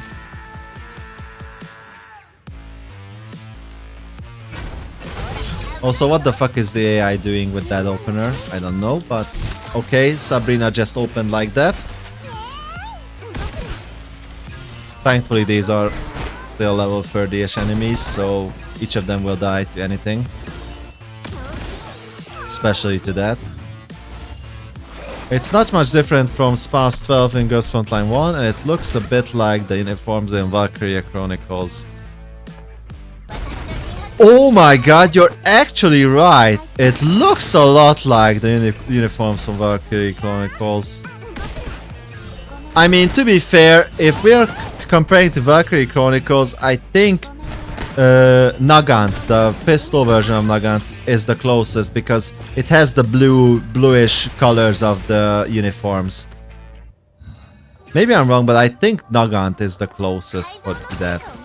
But I think they had that imperial bluish type of color. I forgot who was the main character, what was the main character's game, but she looked like the support character from Arknights, like Angelina with the brown hair twin tails. Alicia, yeah, Alicia. I was just mentioning her. Like, I was telling Angelina from Arknights, you know, the brown hair girl, but with twin tails. She was the main character, Alicia. I totally forgot her. And who was the male character, the male protagonist with the main tank? The smart guy with the glasses, I think. Like, sorry, I watched it. I watched and played the game. I watched the anime and played the game so long ago, like completely forgot the names. I don't know if it's a bug. Oh yeah, Bug Boy! He was a bug collector. Yeah, same here. I wouldn't even remember that Alicia Melchiot unless you just mentioned her name right now. But I do remember the tank, the blue outfit. Also, the antagonist girl was Servenia or something like that. A more mature woman with red eyes, I think, but long silver hair when she transformed. Something like that. Servenia, Ser something. It was definitely an SE in her name. Selvaria, bless, yeah.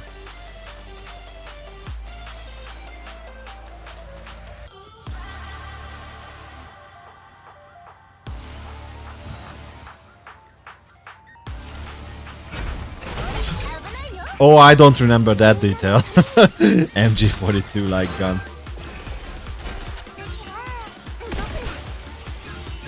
I mean, to be fair, if you want to see Alicia, like I said before, I think Arknights already has an Alicia called Angelina.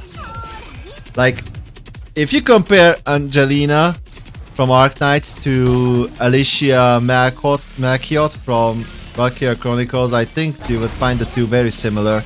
The only difference is that Angelina has her hair released and you know, not in a twin tail. But if you put her hairs into twin tails like Angelina, I think you would get the same like you know the meme, find the difference between this picture and this picture. Corporate wants you to find the difference between this picture and this picture. I would say like this is the same picture. Like Alicia and Angelina.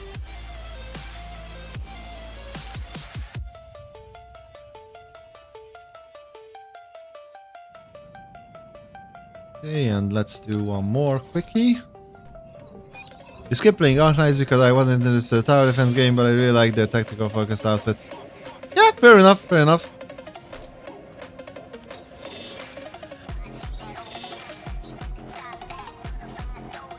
To be fair, I only picked up Arknights because that was one of the, well, most phone-friendly, free-to-play game that I could find on the store, on the probably the front page when I was first looking for something while I was commuting back in the day. And not so long after I tried it and played with it, it grew on me, and it still grows on me. So it's still on me. But I play Arknights very casually. Like I have one team to do everything and anything, and that's it.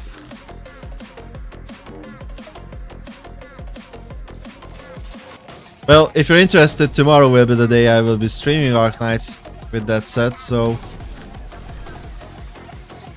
Went 2 times in cognitive configuration. Where? Ah, here. Okay, let's win 2 times then. Fuck it, let's use a key. I need these mats anyways. Oh, Velkin was the name. Velkin.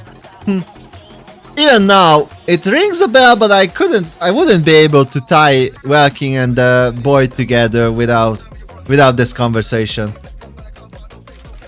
Like, Alicia, I would have been able to. Severia, I connected myself, but Velkin, probably wouldn't be able to. It's interesting because he's not that forgettable of a character, but for some reason I totally forgot about him.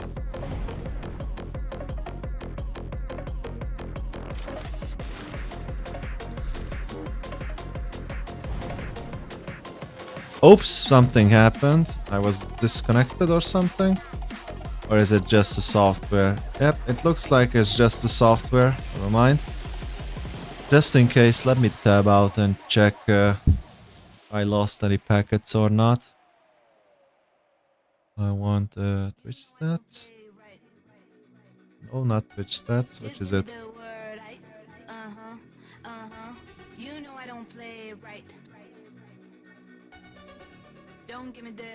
Stats. Oh, I didn't drop any frames. It's probably Twitch because Twitch chat also disconnected for me right now. Interesting. So it's not even the overlay I'm using, it's fucking Twitch, something with Twitch.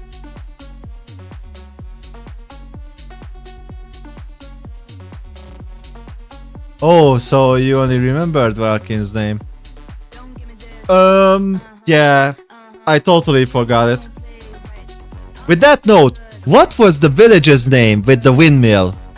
That was the starting village and where they ended. Do you remember the village's name by any chance? Oh yeah, now I remember. Alicia wanted to be a baker. Like Pantheon from League of Legends. She wanted to be a baker. I remember that.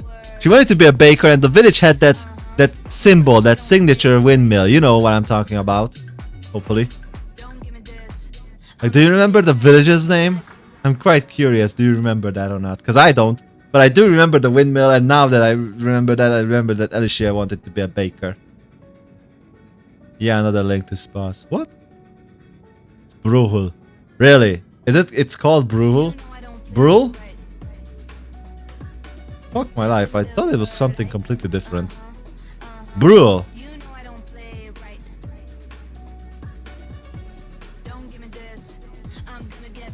It's almost like bruh.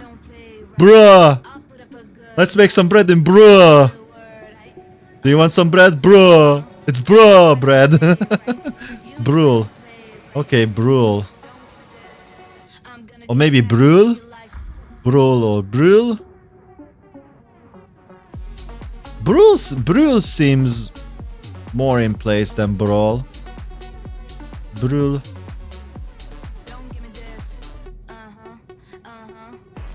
Later, CV. Later. I will...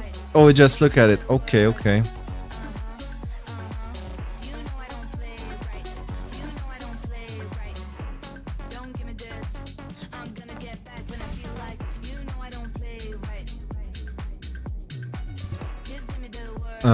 Tell me when you posted.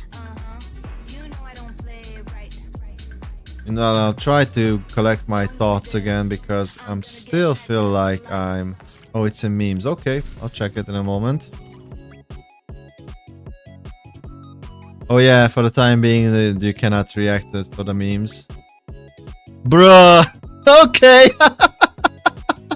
I guess this isn't the... Tell me this isn't the original. Like, this has to be edited. Because if this is the original and the L just didn't make it, then oh my god. Okay, the L is colored out. And yeah, okay, it makes sense. Nice. So good. Yeah, I'll fix the emotes, like the reactions later. Like, fuck my life. I haven't noticed for like almost 1 or 2 months that people cannot react.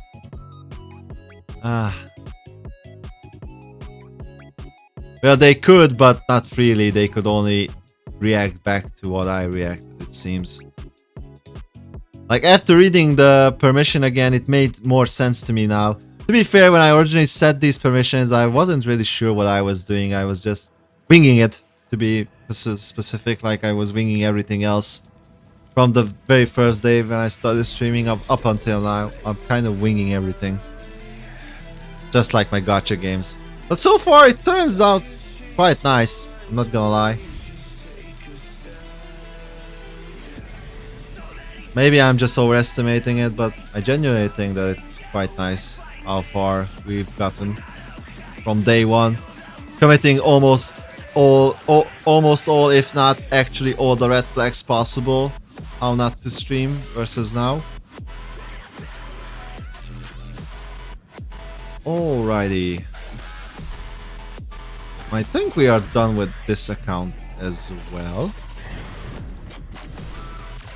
And it's probably a good time to start, you know, wrapping things up. Especially since I have, you know, work to do. Work to do on Discord. Yeah, it's something that definitely something I need to address and want to address.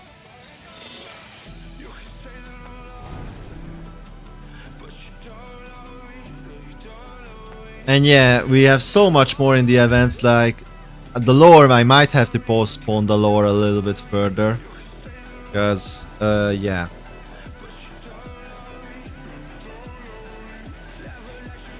The story missions won't run away anywhere anytime soon anyways. So it's probably gonna be fine. The most important thing is for the other account to level up QJ, because that's where I want to beat the boss.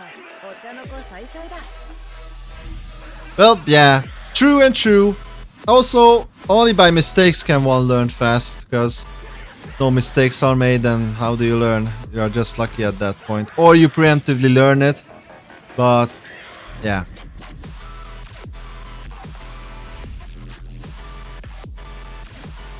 Thank you. With that said, thanks again for joining, CV. Hope you enjoyed. I had a blast chatting with you on multiple topics. Especially with this last one with the Valkyria Chronicles, like so much nostalgia. Like I haven't heard that title for like years. Hell, I even probably have the game somewhere in the collection. What was that? Valkyria Chronicles 2, I believe?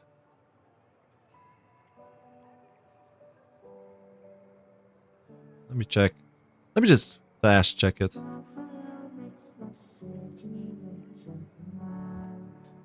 Nope, it's not here. I probably deleted it some point because... Oh no, I didn't delete it. It was on the previous PC. Never mind. Okay. So, essentially it was deleted, but yeah, it was replaced altogether.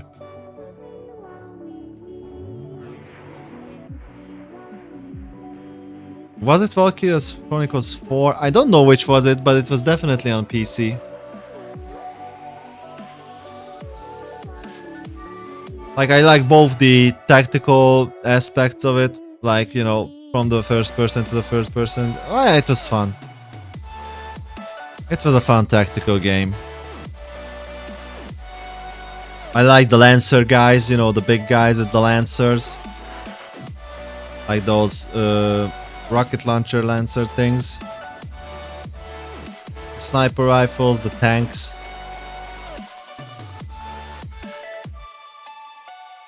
Like always shooting the tanks rare for the whatever it's called, the, you know, the unique blue glowing energy thingy.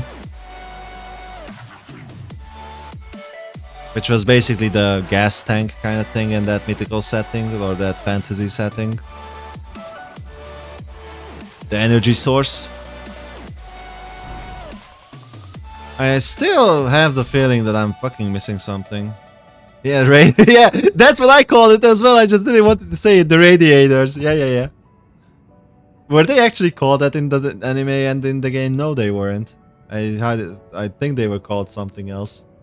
But yeah, the radiators. They basically look like radiators for sure.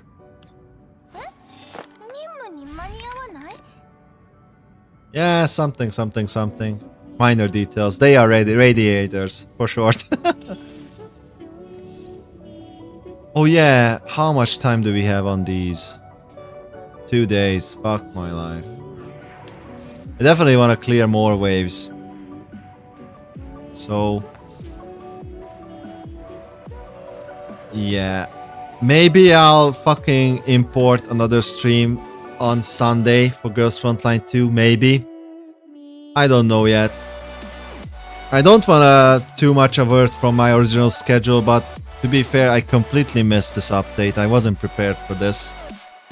So yeah, I may just do an extra Sunday Girls Frontline 2 stream.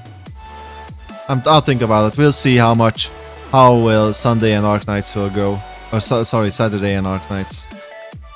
We'll see afterwards. With that, I think I'm gonna start wrapping it up. Let me check if there's anyone to raid. It's always nice to see how others are doing Girls Frontline streams, you know, also much to learn from that.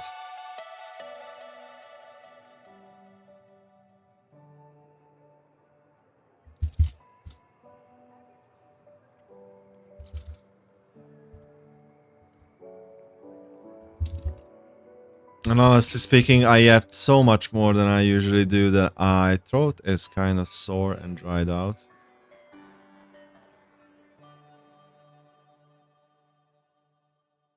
Oh my god, I think I just spoiled myself because I now see what the minigame is from the event. It's like a vampire survival thing.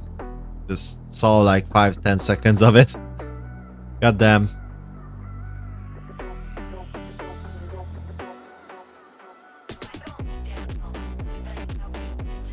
I mean, there are a lot of viewers there, so maybe that's not my target for to raid. Because as much as I think you're wholesome, CV, if you're just one person, I'm just another person, and you know, it's like an unspoken rule or etiquette that I learned that kind of exists here. So, and I did confirm this, so it's not only my just assumption. I did kind of confirm this. But I thought it was just my assumption again. Not English, not English, not English. Well, I think it's okay not to raid every time.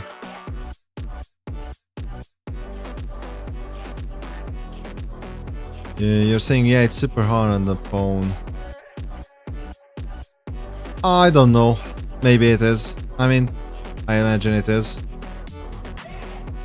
Playing on phone is not something that I would do. With that said, I played Arc Knights for the longest time on mobile phones, so I'm kind of contradicting myself here that, yeah.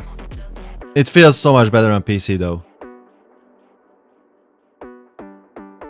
Like, at first it felt so weird because I only played on the touch screen, but after like I started streaming Arc Knights and I'm getting more used to it right by now, believe it or not, I haven't touched Arc Knights on phone ever since then. I keep it updated just in case, but yeah. Oh, that's a lie. I have actually played Arc Knights on phone, but just because I wanted to do the daily farmings without using my PC, because I was using my PC to play something else.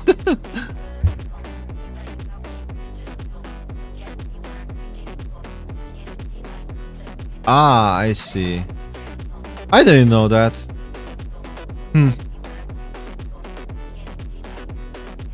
That sounds rough.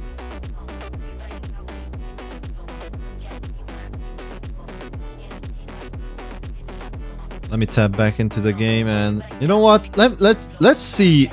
I'm interested. Can the AI with this newfound power, now that we are level 60 and you know everything, can it actually clear? And you know, they also mentioned in the update that they improved Suomi's AI, but just Suomi's AI for whatever reason. I guess something was wrong with the AI. So I'm gonna use the first turn to just buff everyone, because the AI doesn't do that. And see how far it goes while we keep chatting.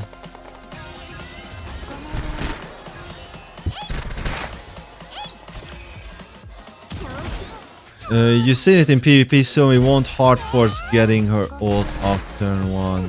Oh, really? I mean, I can understand that, but it's an issue, yeah. Because not having your shields up turn 1 is, yeah. Okay, so but that explains why I didn't experience any issues, because I mostly was focusing on the PvE content, and in PvE, every time there are enemies clumped up together, Suomi just blasts the ultimate.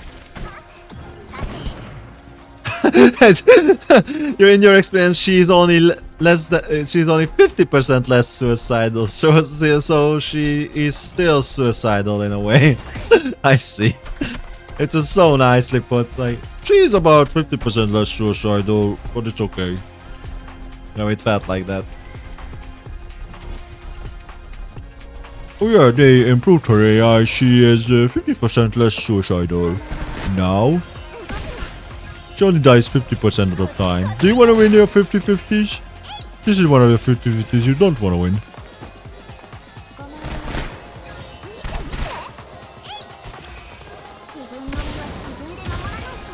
I mean, it's weird because in PvE she always uses cover, and every operator as well. Why wouldn't she use cover in PvP?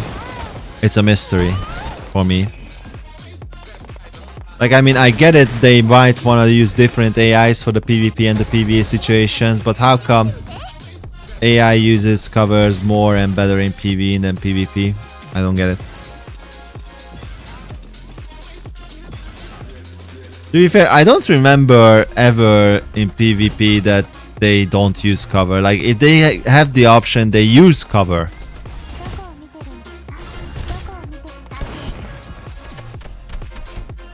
Oh, yeah. Okay, now I understand. Just when we're using her ult, I was still stuck when you were like saying like she goes into SMG range. I was associating that sentence of yours for like using the skill 2.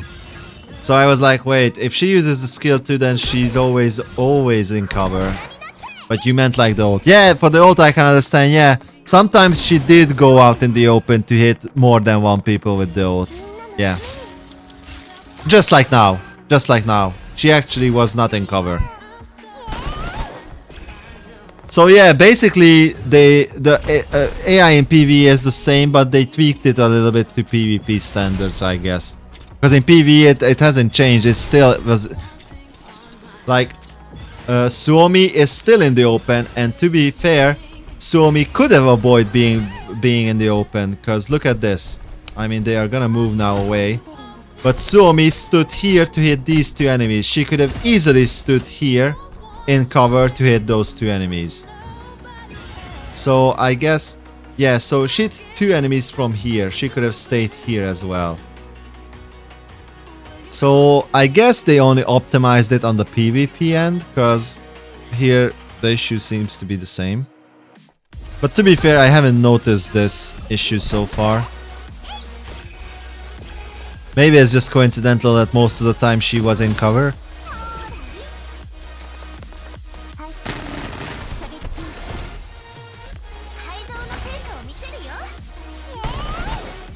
Or it didn't really matter for me. To be fair, look at our score. Our score is less than 100 versus almost 300. Like, we're gonna lose this so hard with the AI. Like, it's not even close. We barely just got the first checkpoint. Whatever it is, capture point.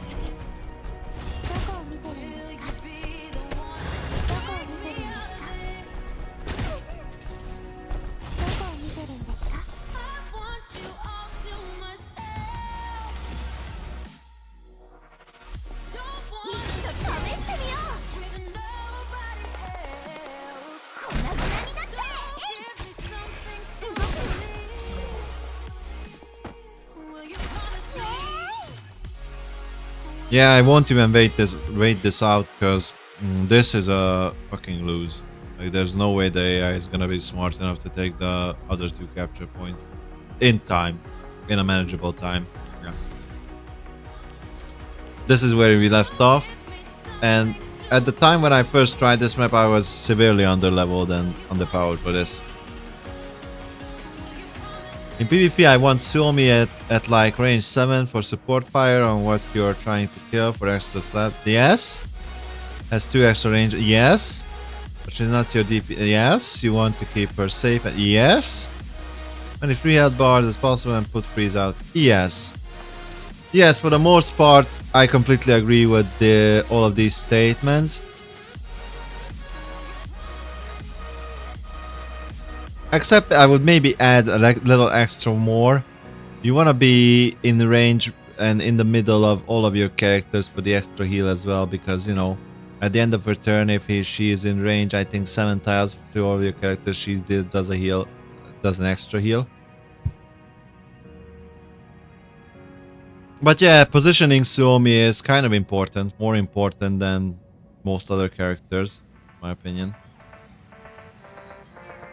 Like Suomi, Krolik, and some other characters as well have crucial positionings.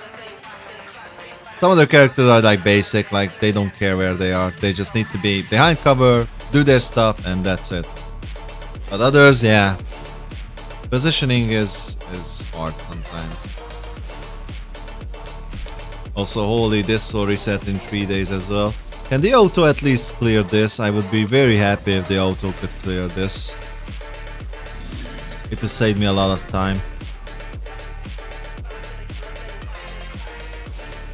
I mean, sure, let's rock with this.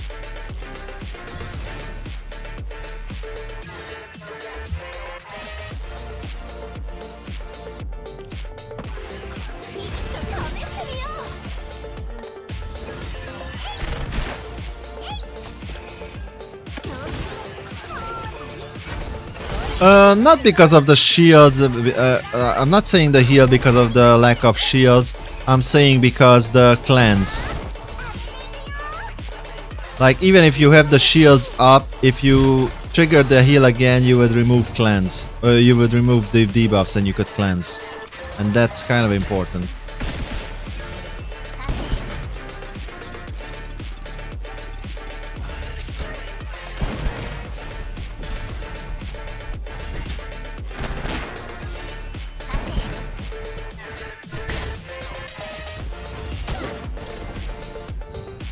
Also, I think this is the first time I've seen that ability with the yellow bubble. What the fuck?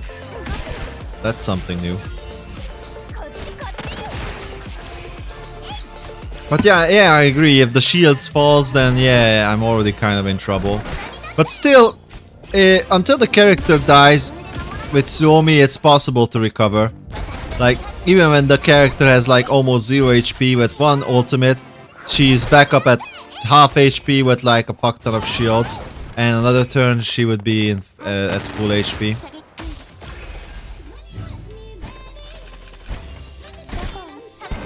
Really? I mean, I don't know if that it's that fast in PvP, but I guess it is, especially on the whale level. Also, CB, are you experiencing Twitch chat issues as well, like disconnecting? Because for me it disconnected a second time now. I guess it's probably something on Twitch's side, because I'm dropping 0 frames and my internet connection is stable as a rock.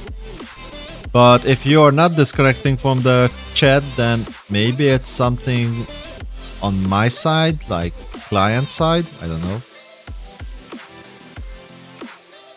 So you're not disconnecting from chat, interesting. Okay, so it might be connected to me then, but not to the internet. Interesting. Good to know.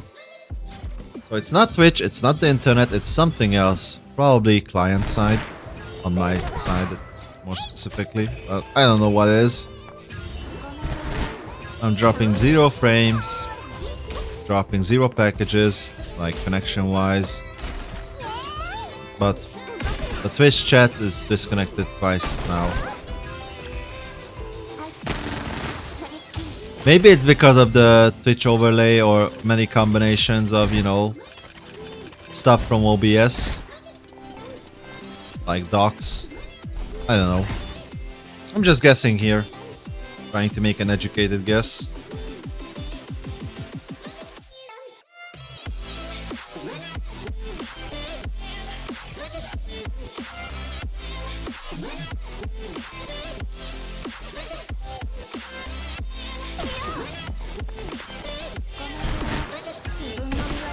And funnily enough, it seems like the AI might actually clean this up in a reasonable manner.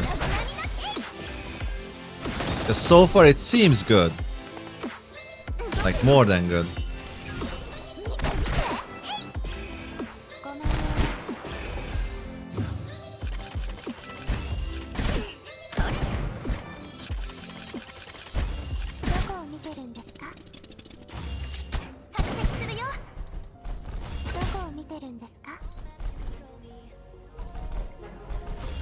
Oh my god, it shuffled back my new favorite song.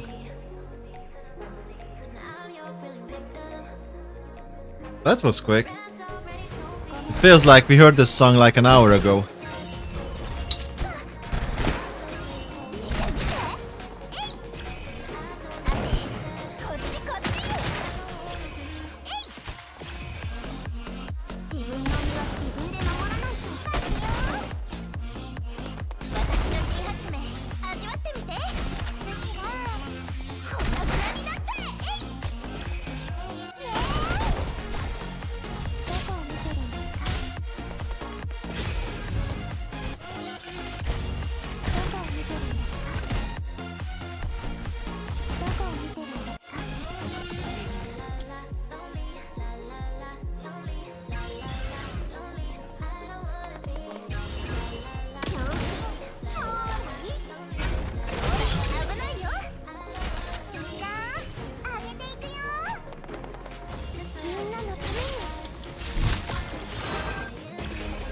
Actually, that time Suomi was in cover, although now Sharkry is behaving so weirdly, because she's been skipping turns, staying there alone for whatever the fuck reason.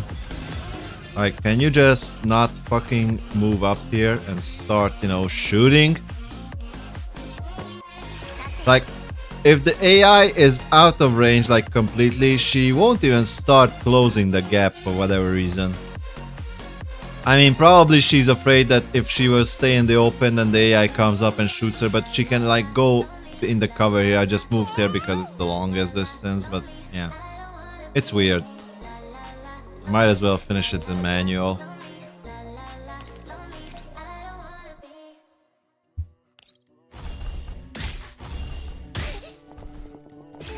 Oh yeah, I forgot that this is a thing. My bad. Well, fuck it.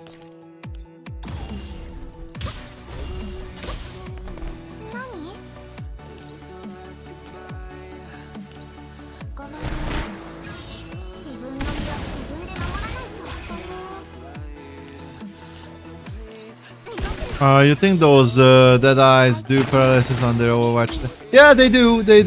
I remember. I just forgot that they are on Overwatch. But also, I was like first weirded out that why isn't the AOE area showing? And oh yeah, then I understood. It's not showing because the computer already know that there was no AOE gonna happen. You've seen that in PvP2, it only affects like Lolo and Sharkry. Interesting! But why it only affects these two? Huh. Well, whatever the case it is, it's now dead and we are done with the map. So let's see how well... Do you get a 3-star? Yeah. Okay, at least we've got this out of the way. But I believe we will get all previous rewards as well. Yep. You know what? Let's release the Kraken. Let's release the bot on the next wave as well. Just for funsies. Much more diverse map. I mean, yeah, much more diverse and longer map. Should be fine. As long as I play this somehow smartly. Don't know, maybe it's cause QJ and Groza both have ults the AI tries to push. I mean, I've seen QJ act weirdly as well. Like, the AI has a difficulty handling QJ and Macchiato. Because QJ and Macchiato, it always tries to use the ult whenever it wants to. But using the ult every time it's available, it's not the best for QJ and Macchiato. That's what I noticed. The AI usually tries to use the ult first and as many times as possible. But for example, if you use it with QJ and there's nobody to support attack in range or nobody to shoot with QJ, then it's just a wasted zero action. Putting the ult on cooldown potentially when it's actually needed.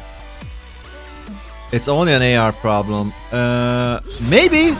I wouldn't be sure about that, but it could possibly could be. Like, it's probably an AR problem because it's a DPS problem, and it's not like a pistol problem because healers act differently.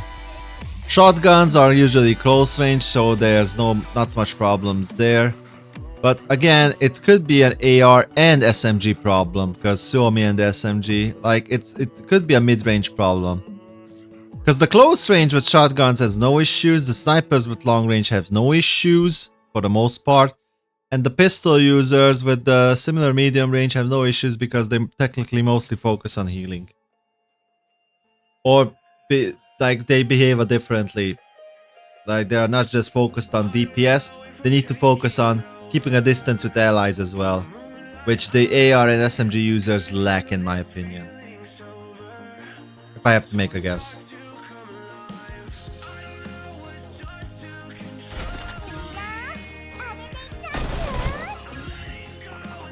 Because as a DPS character, I think they are programmed to only focus on the enemies and themselves, like staying in cover, etc. They don't really focus on looking and watching out for other teammates, like the healers are programmed to do, for example.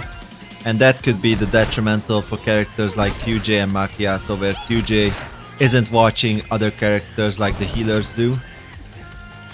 Something along that logic. That's my best guess.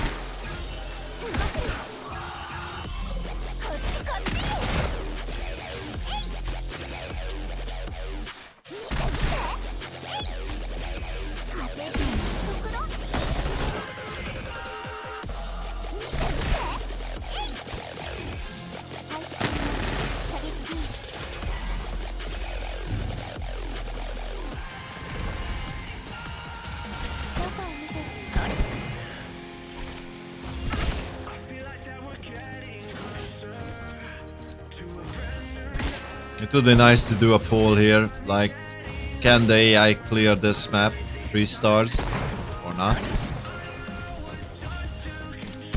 I do believe that it can clear it.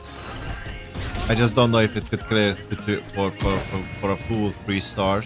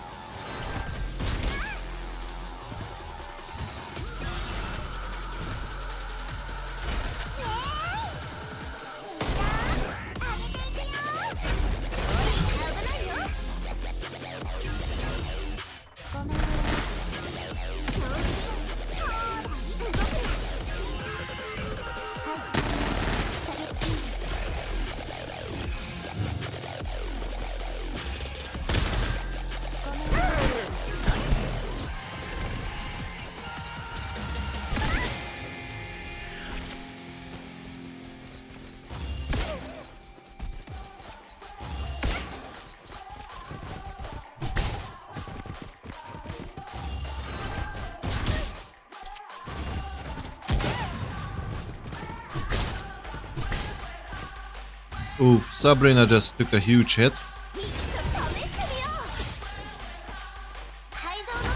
Yeah, the Cheeta AI is a perfect example. Like, it does the good thing where it went to the middle to give the buff to everybody, but that's the same thing that Suomi does, that in order to do so, she went completely into the open. Now with Sharkry, I have zero fucking idea why she went there into the open, but she did. She wasn't feared, so...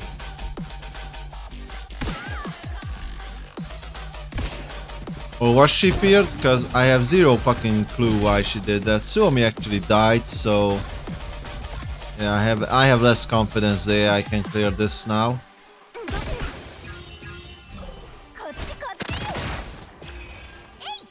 Yeah, I guess I'll just have to do it manually next time. Without Suomi, the team will just fall apart in like 3 turns. Maybe max at 4. But I do think we can manually clear the 8th easily, maybe the 9th one as well, and yeah, maybe I should do a Sunday stream as well. I mean, fuck it. I'll probably do. But with that said, I'm gonna start wrapping up. Thanks again for joining, CV. Hope you enjoyed. And after a small break, like, you know, shower, dinner, etc., I'll start fixing Discord as well. And hopefully it will be done in an hour.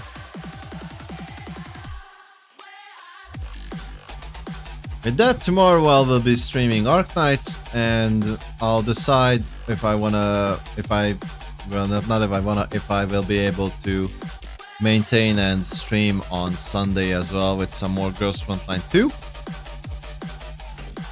Until then, see you next time, and take care. Bye bye.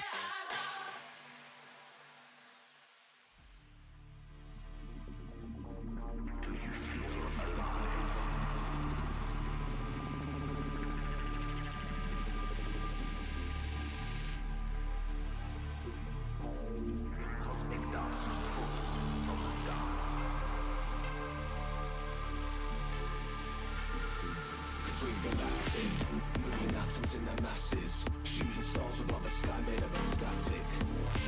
All their secrets an enigma, but the answer